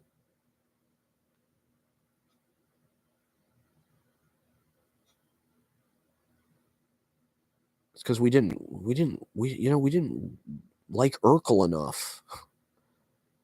So we celebrate all the wrong things, I guess.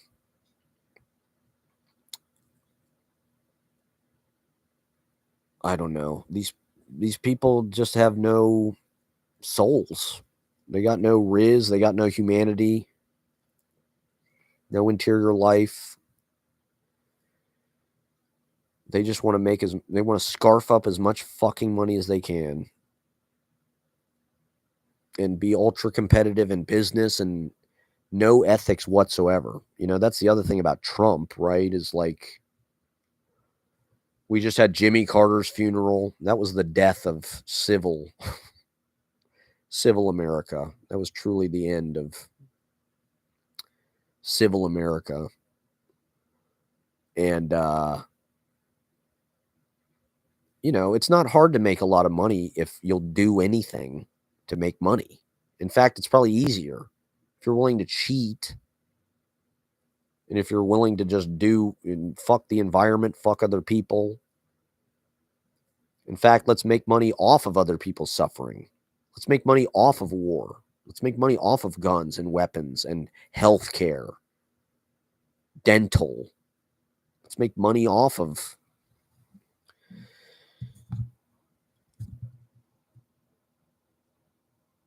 cab drivers by taking a little piece of every fucking ride they give somebody. Let's just make money off of everything because we have an app that inserts itself between you and whatever good or service you're trying to accrue. All right, I'm going to get off pretty soon, but I don't know. Has this been therapeutic? It was therapeutic for me. I've been sick, so I'm not obviously I've been a little cranky. But there's a lot to be cranky about, and somebody's got to fucking bitch our way out of this. Somebody's got to stop this. I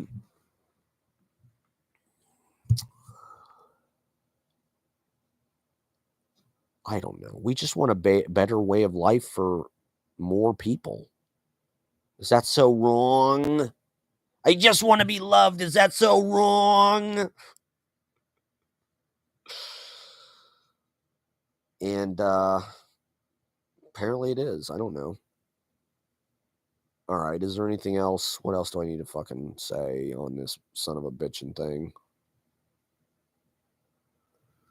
God bless you, Steve Gutenberg, Spencer and Heidi. Good. We're with you. We're rooting for you. We're on your side.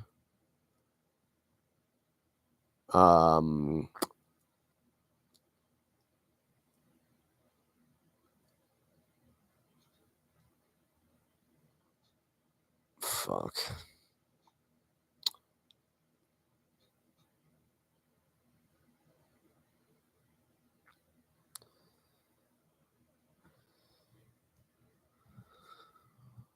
Maybe I'll just sit here for the next minute and a half.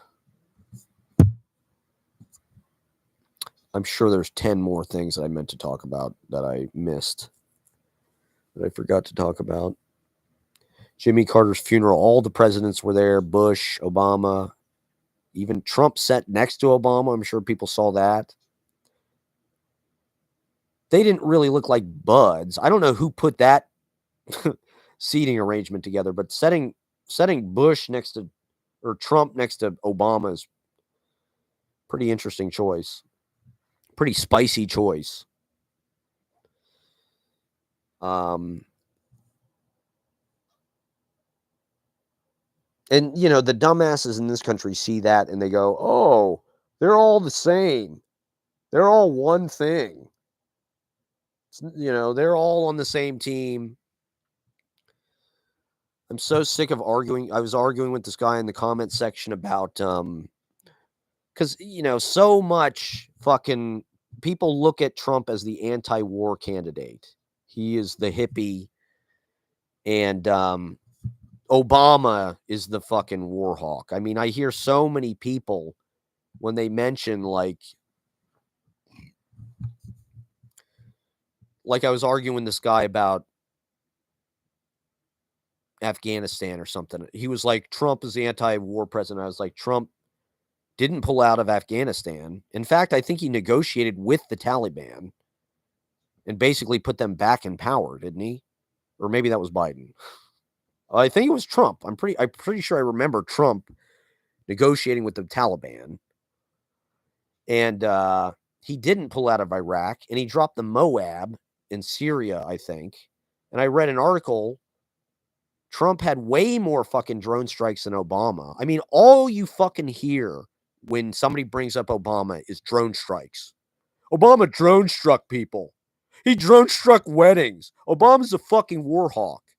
First of all, Obama did end the war in Iraq. The war in Iraq ended in 2011 under Obama's term. Second of all, he got elected in 2008. That was not that long after 9/11. People were still kind of like, you know, Obama was somebody that was trying to really be the middle. And so, you know, Democrats, if you aren't a war hawk, people just think you're Jimmy Carter. They'll just think you're a pussy. It's like all these Democrats are fucking pussies. So it's like Obama, you can't be weak. You know, you have to be strong on terror. That's all he was doing. And he did kill Osama bin Laden. George W. Bush didn't kill Osama bin Laden. I don't even think George W. Bush wanted to kill Osama bin Laden. George W. Bush wanted to kill Saddam Hussein. That's why they killed him. He didn't give a fuck about bin Laden. Bin Laden's like his cousin. They're like buds. They're like family, practically. House of Bush, House of Saud.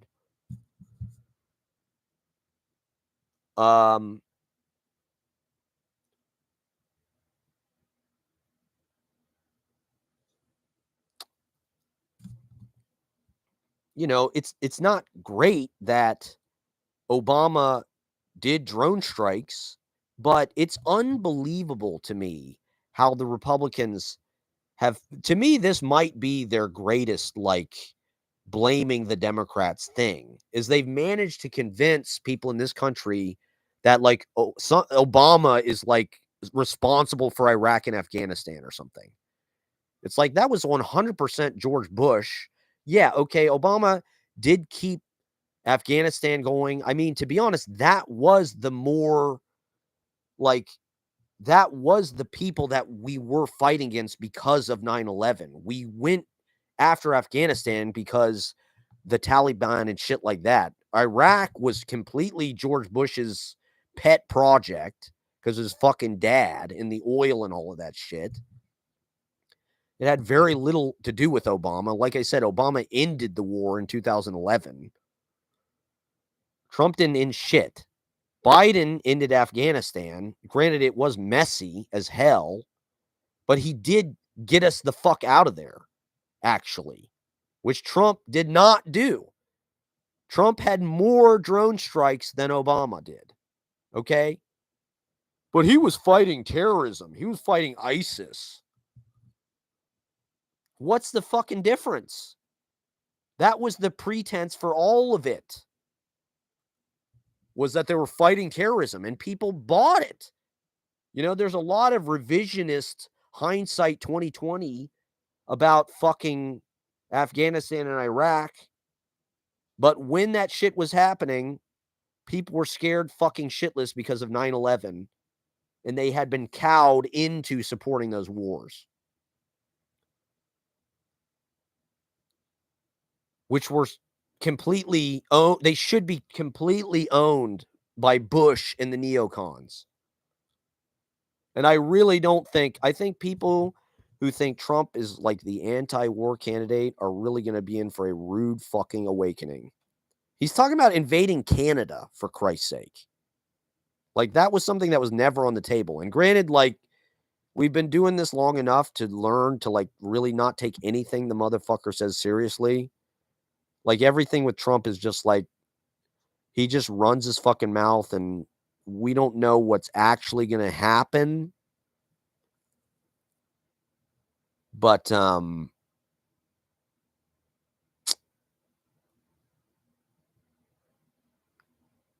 the idea that it's like a more positive, like peaceful thing to just like give Putin whatever he wants and just like surrender in Ukraine. It's like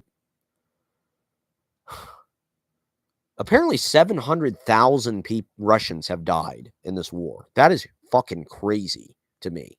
700,000. 4,000 Americans died in Iraq for comparison.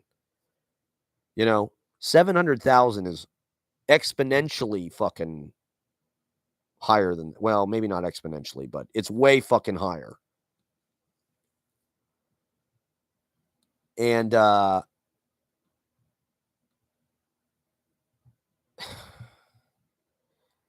people don't really believe in the Western democratic leadership of like the globe anymore, I think is a big part of what this is about. Like, there was some idea that like Europe, the United States, NATO, I guess, sort of was like the world police and was like, preserver of democracy, freedom, whatever the fuck. Which, like, okay, yeah, in a lot of ways, it was an imperialistic lie used to like enrich American corporations, but it was also like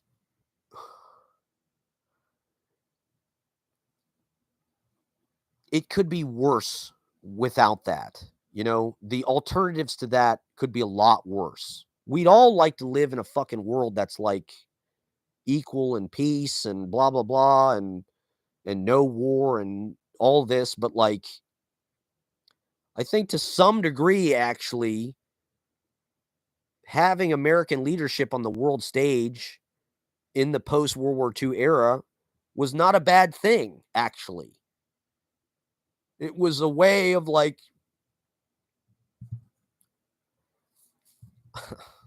and I don't know, maybe I am naive and just espousing brainwashing or something, but I think if you think whatever Trump and Putin and these dictators and these tech bros and these billionaires are about to initiate or have been initiating is going to be better, you are stupid as hell.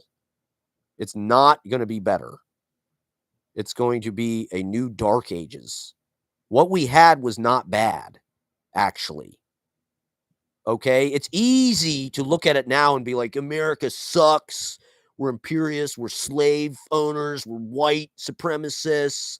The extreme left woke people and the right-wing people, they have the same talking points. That is a right-wing strategy. When you have the Red Scare people going from being Bernie, supposedly, bros, to being Trumpers, I don't think that's an accident or a coincidence. I think they were Trumpers the whole fucking time, actually. And I know I'm wearing a Bernie shirt, but to be honest, I was never actually really a Bernie person. I always thought that Bernie people, it was kind of like,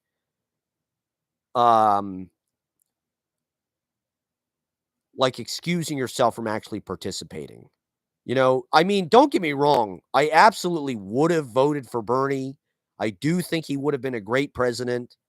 I do think he got fucked by the DNC and Hillary and all that shit because of a lot of the reasons that they are saying. But I also don't think it's that simple.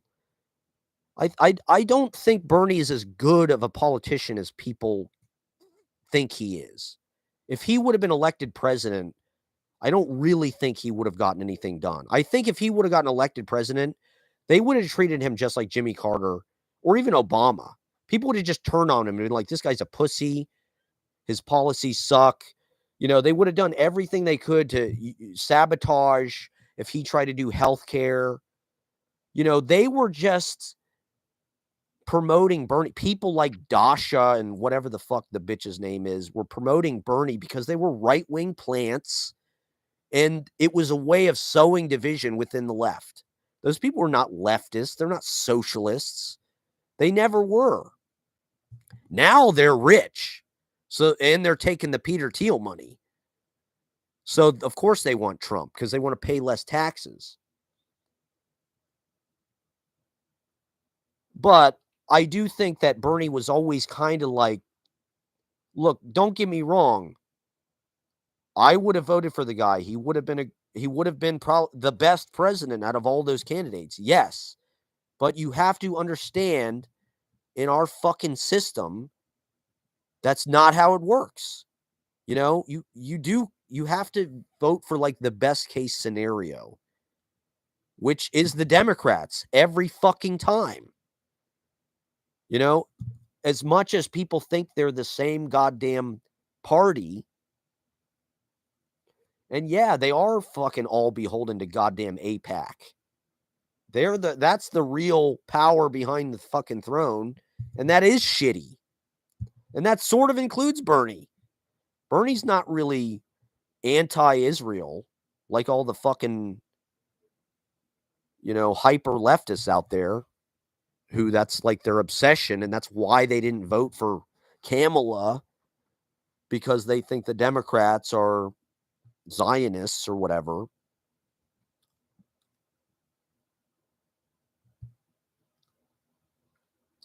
Things can devolve real quick when bad people get in power in this country. I mean, the last 4 years have been way better than the previous 4 years politically, even though people don't like Biden. The eggs are too expensive. The gas is too expensive. It's like, that's not his fault. He's the fucking president. They did a great job at controlling inflation. It's at 2% or whatever now.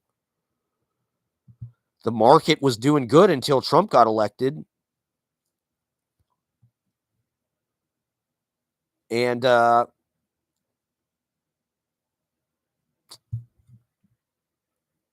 Republican Party thrives and they run on false equivalence. As long as they can convince people that the Democrats are just as bad as they are, it's just going to go back and forth.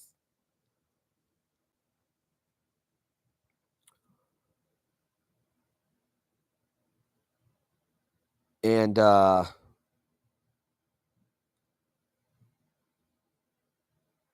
does need to be more parties. There does need to be more candidates, more options.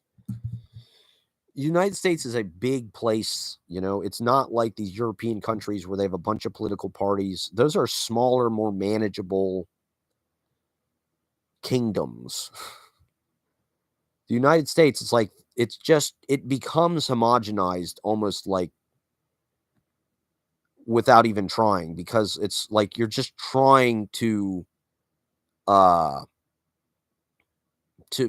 put so many different fucking issues under a big tent that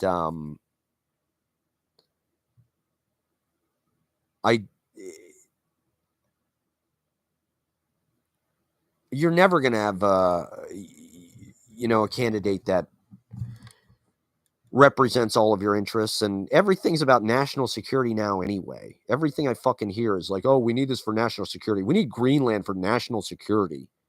We need to ban TikTok for national security. It's like the nation has crumbled. What about like national well-being? What about national standard of living? What about national quality of life? Oh, it's more important to be secure. I mean, that appeals to like our reptile brain fantasies about like, I don't know, being in the fucking jungle or something. It's like, we need security. We need to be safe. We need to like kill our enemies so we're safe. Like there's enemies out there. We need to protect ourselves from the fucking Chinese. It's national security, man. We need a fucking $1 trillion Pentagon budget. That's like a secret where there's no audit and there's no transparency because of national security. I don't ever want to hear the word fucking national security anymore. There's no national security. There's no security. No one, everybody in this nation is insecure. There's housing insecurity. There's food insecurity. There's employment insecurity. There's family insecurity. There's friend insecurity. There's male insecurity. Speaking of insecurity, and I'll end with this. I just want to talk about what the fuck does that mean to women? Women's number one ick is like when a man is insecure. It's like, you know who's not insecure? Donald Trump. Like, in a certain way, women are just as guilty as men because they want these guys. They want guys that are just like blindly confident. And usually guys that are not insecure are pieces of shit. What is insecurity? What does that mean? Is that like self-deprecation? I mean, oh, it's no, you don't have any confidence in yourself. It's like, you know, usually the best people have like a sense of humility. They have a sense of like vulnerability. You know, they're willing to admit. I mean, granted, like you can go a little overboard with beating yourself up or being self-deprecating or this or that. It's just kind of surprising to me that that's like the number one thing women are constantly like, you know, it's almost like they're attacking men for it. It's like they hate you if you're insecure, which is like the reason we're insecure is because they don't like us. You know, if women liked us, we'd be less insecure. So it's a catch-22. And I don't know. I'm such a fucking Midwestern brainwashed person that like I think insecurity is like, I don't know, being a good person. You're taught to be insecure. I think insecurity class institutes a lot of your behavior. You know, as a underclass person from the Midwest, they teach you to be to smile, to be positive, to be energetic, to be friendly, to be hardworking, to not ask questions, to be subservient. They're teaching you slave mindset.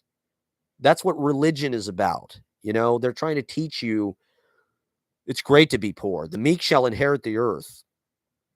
You know, you want to be humble. You want to just accept what people give you. You don't want to have a sense of entitlement. Whereas rich people, it's the opposite. They're taught the complete opposite. They're taught to be picky, to be choosy, to be assholes, to be Karens, to be demanding, to be confident, or whatever the fuck that means, secure. And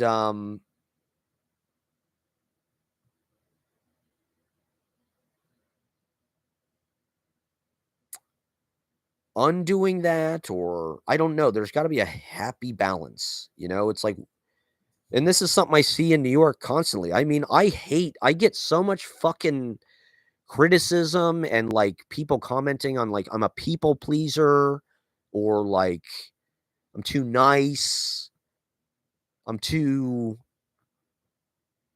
and it's like you don't understand the way that I was raised. You don't understand like the culture. It's bred into us.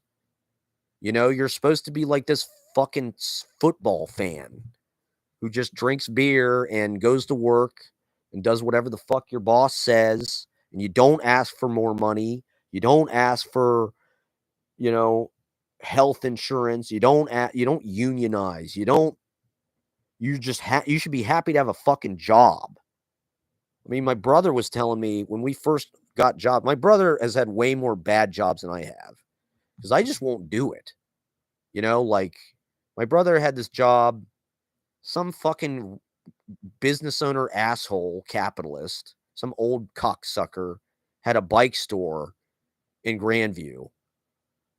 And he had some basement that was just like full of garbage. It was like it needed to be cleaned out. And he paid my brother like, I don't even know if it was minimum wage. It definitely wasn't higher than minimum wage. It was literally like $7 an hour to like clean this fucking, nasty fucking basement full of like nasty oils and paint and rust and, old bike shit. And the guy is like treating my brother like, you should be grateful that I'm doing this for you, that I'm paying you for this. It's like, is that what human life is worth? Like, just because somebody is paying you, like, literally a pittance, they can treat you however they want. They can get you to do whatever they want. I've always thought that was a shitty fucking deal. Like, why is it just because somebody's paying you literally minimum wage, they own you? That is fucking slavery. Now, granted, you're not in a cotton field. You're not getting whipped. That's horrible. We know. It's fucking horrible what happened. It's still fucking happening. Who do you think is making your fucking iPhone? Slaves in China.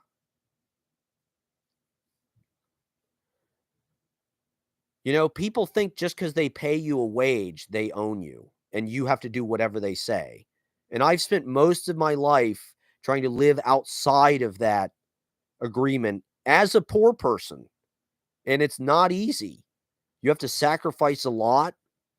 This country has no social safety net, really. And now it's harder than ever. 10, 15, 20 years ago, there was a big place for you in society where you could get by paying a few $100s a month rent. That's not the case anymore. So you have to take this deal. This is the Elon Musk mentality. It's like, we're paying these people. They have to do whatever we say or we'll fire them and we'll get somebody else because somebody else will appreciate the job. That's how rich people have designed the world. That's the way they want to keep it.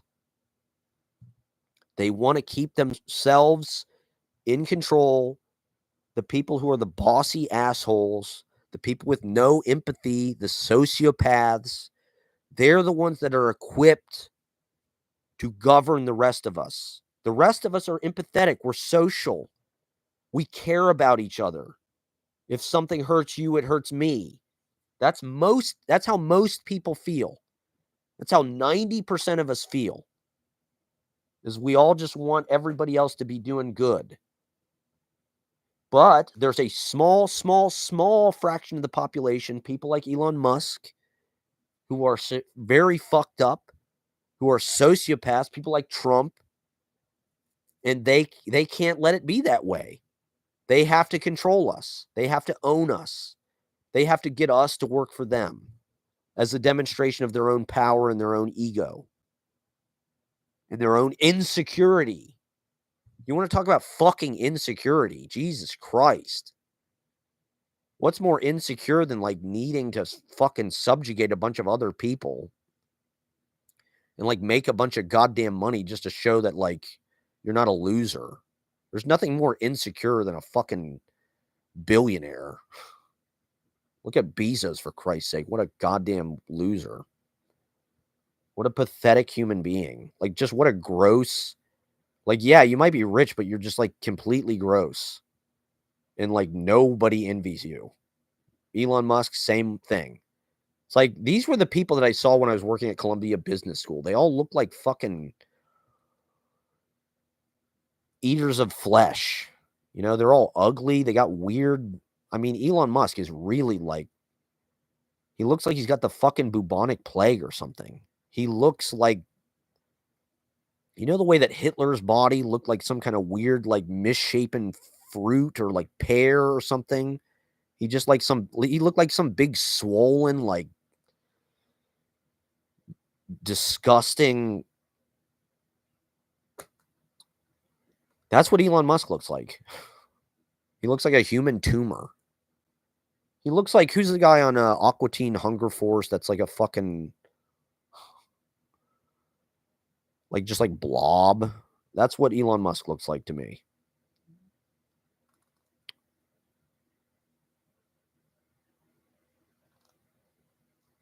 He does not look healthy at all.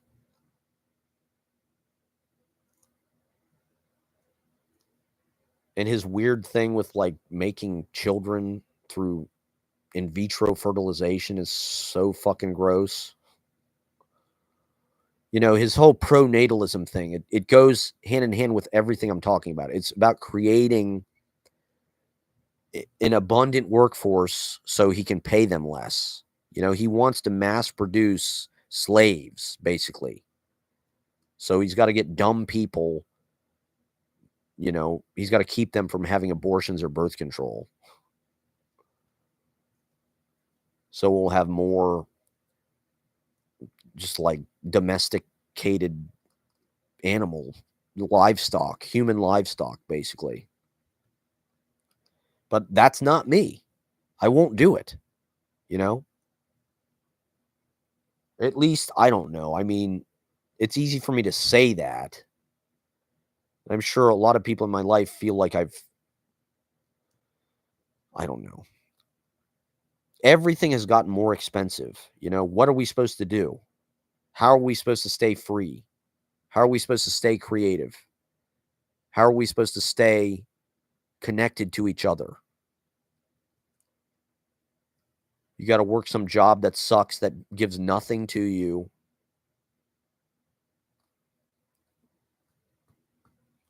Just to afford some ugly apartment that they got renovated and put in some really ugly new,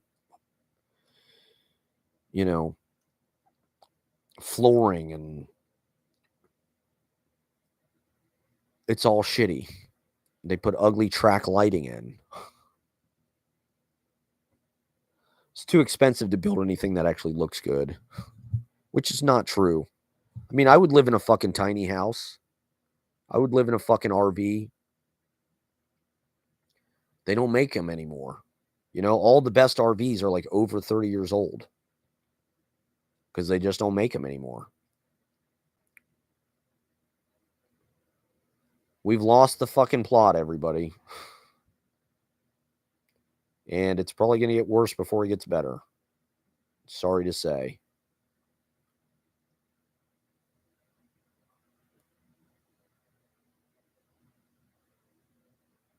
Well, I don't know. I guess what the hell. It does feel like optimism is almost like self-destructive or something. You know, like if you're just blindly optimistic, like, yeah, we're going to go to Mars. We'll all be living on Mars, you know, because of Elon Musk and SpaceX.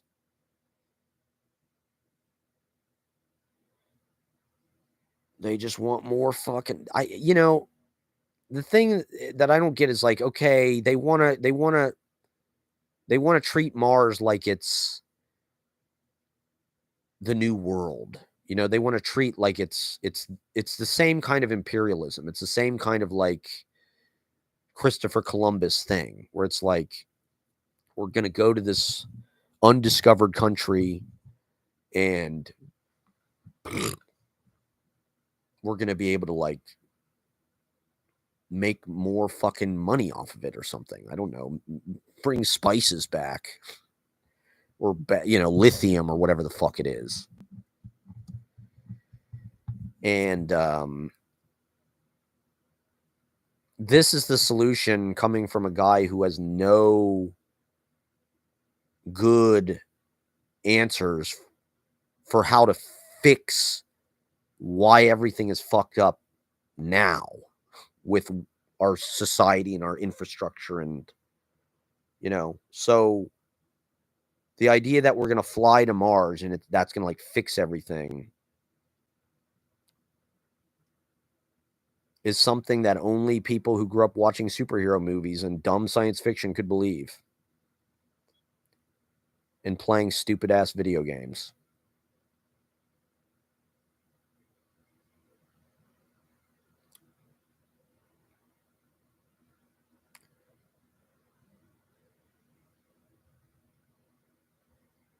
All right. Anyway, thank you guys for watching. That's probably enough fucking negativity for one day. Who knows? Who knows what the future with any of this is? I'll probably get back on next week. Once again, check out my vlogs. Premiering tonight in just a couple hours. Christmas in Antarctica. And then tomorrow, Blueberries for President. The New Year's Day episode. Thank you for watching, and we love you all. Godspeed, Hope things are going well in your life, whatever, may be happening. All right. Thank you for watching, everybody. Have a great weekend. Stay safe. Stay observant, as Bob said. Oh, yeah. Should I talk about Complete Unknown a little bit? First of all, I don't think Timothée Chalamet did that great a job with the singing or the guitar playing. He did okay, but it was a little better than Joaquin Phoenix, who was also terrible. He was not fucking Jamie Foxx. Let's just say that. I mean, Jamie Foxx, you saw and you're like, God damn.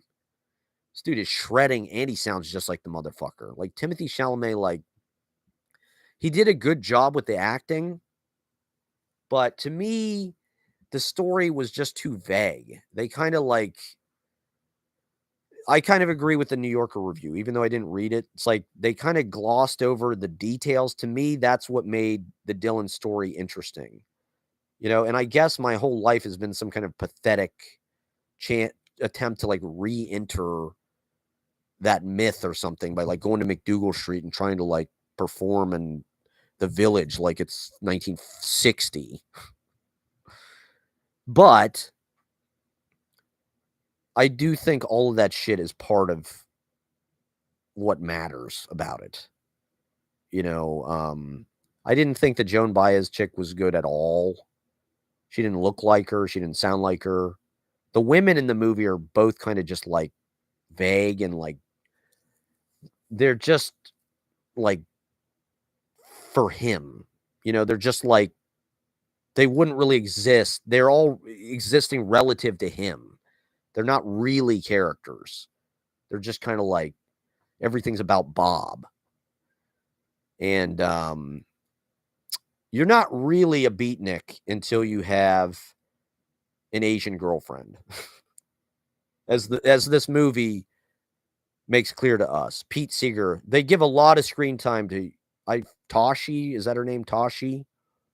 Which is true. I mean, Pete Seeger really did have an Asian wife. But apparently she was misportrayed in the movie. Once again, she's just kind of everything is referring to Bob. I did think Edward Norton was good. He was very good as Pete Seeger. I thought all of the bullshit with the Woody Guthrie Hospital, having Pete Seeger there, I guess that's the nature of these type of things, and that's their right. And Bob probably even likes that, Bob being the kind of big-time self-mythologizer that he is, somebody who likes making shit up and conflating things. And I don't always think that's his best quality. And to be honest, it really didn't work for me in this movie. But it is what it is. As far as biopics goes, they're all fucking stupid, if you ask me. All these music biopics are really dumb. I hate all of them. And so I don't really give a fuck about the Bob Dylan biopic. I just watched it out of curiosity to see. I think Llewyn Davis did a lot of what I'm talking about, where Llewyn Davis really has that texture of, 1960 Greenwich Village. So I think this movie was kind of trying to like do something different than that.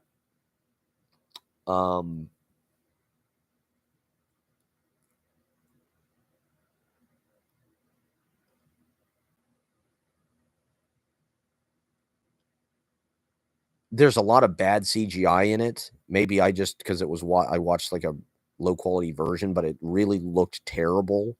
Particularly that scene where he's at the March on Washington. I just thought that was ridiculous. Yeah, you're not a real beatnik until you have an aviation girlfriend, like Ned Flanders' dad, right? John Lennon, of course. Gary Snyder. List goes on. That's a joke, by the way. Just an observation.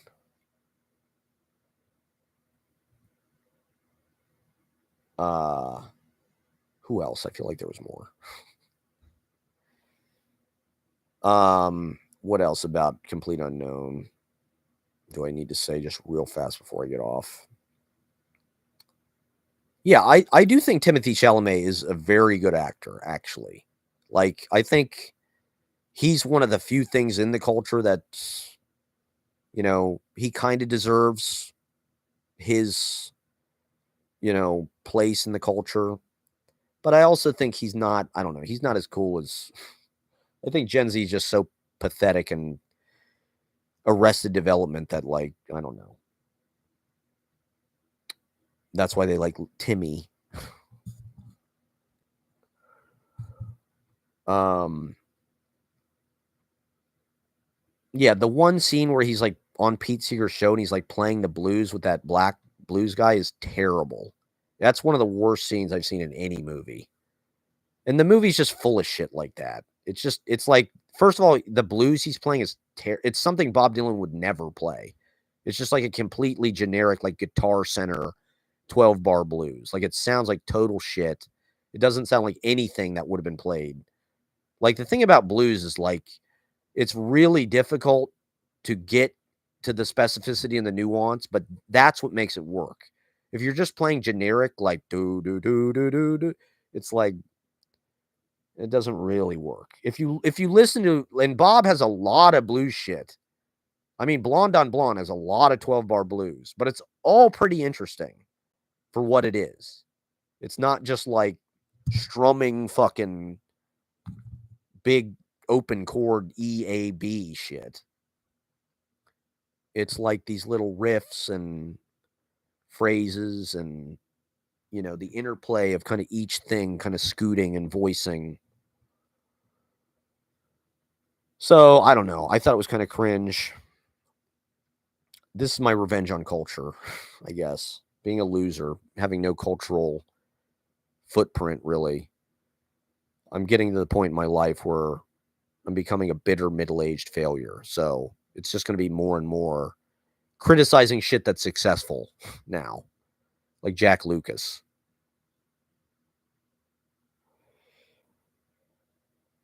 What does he say about that show on Fisher King?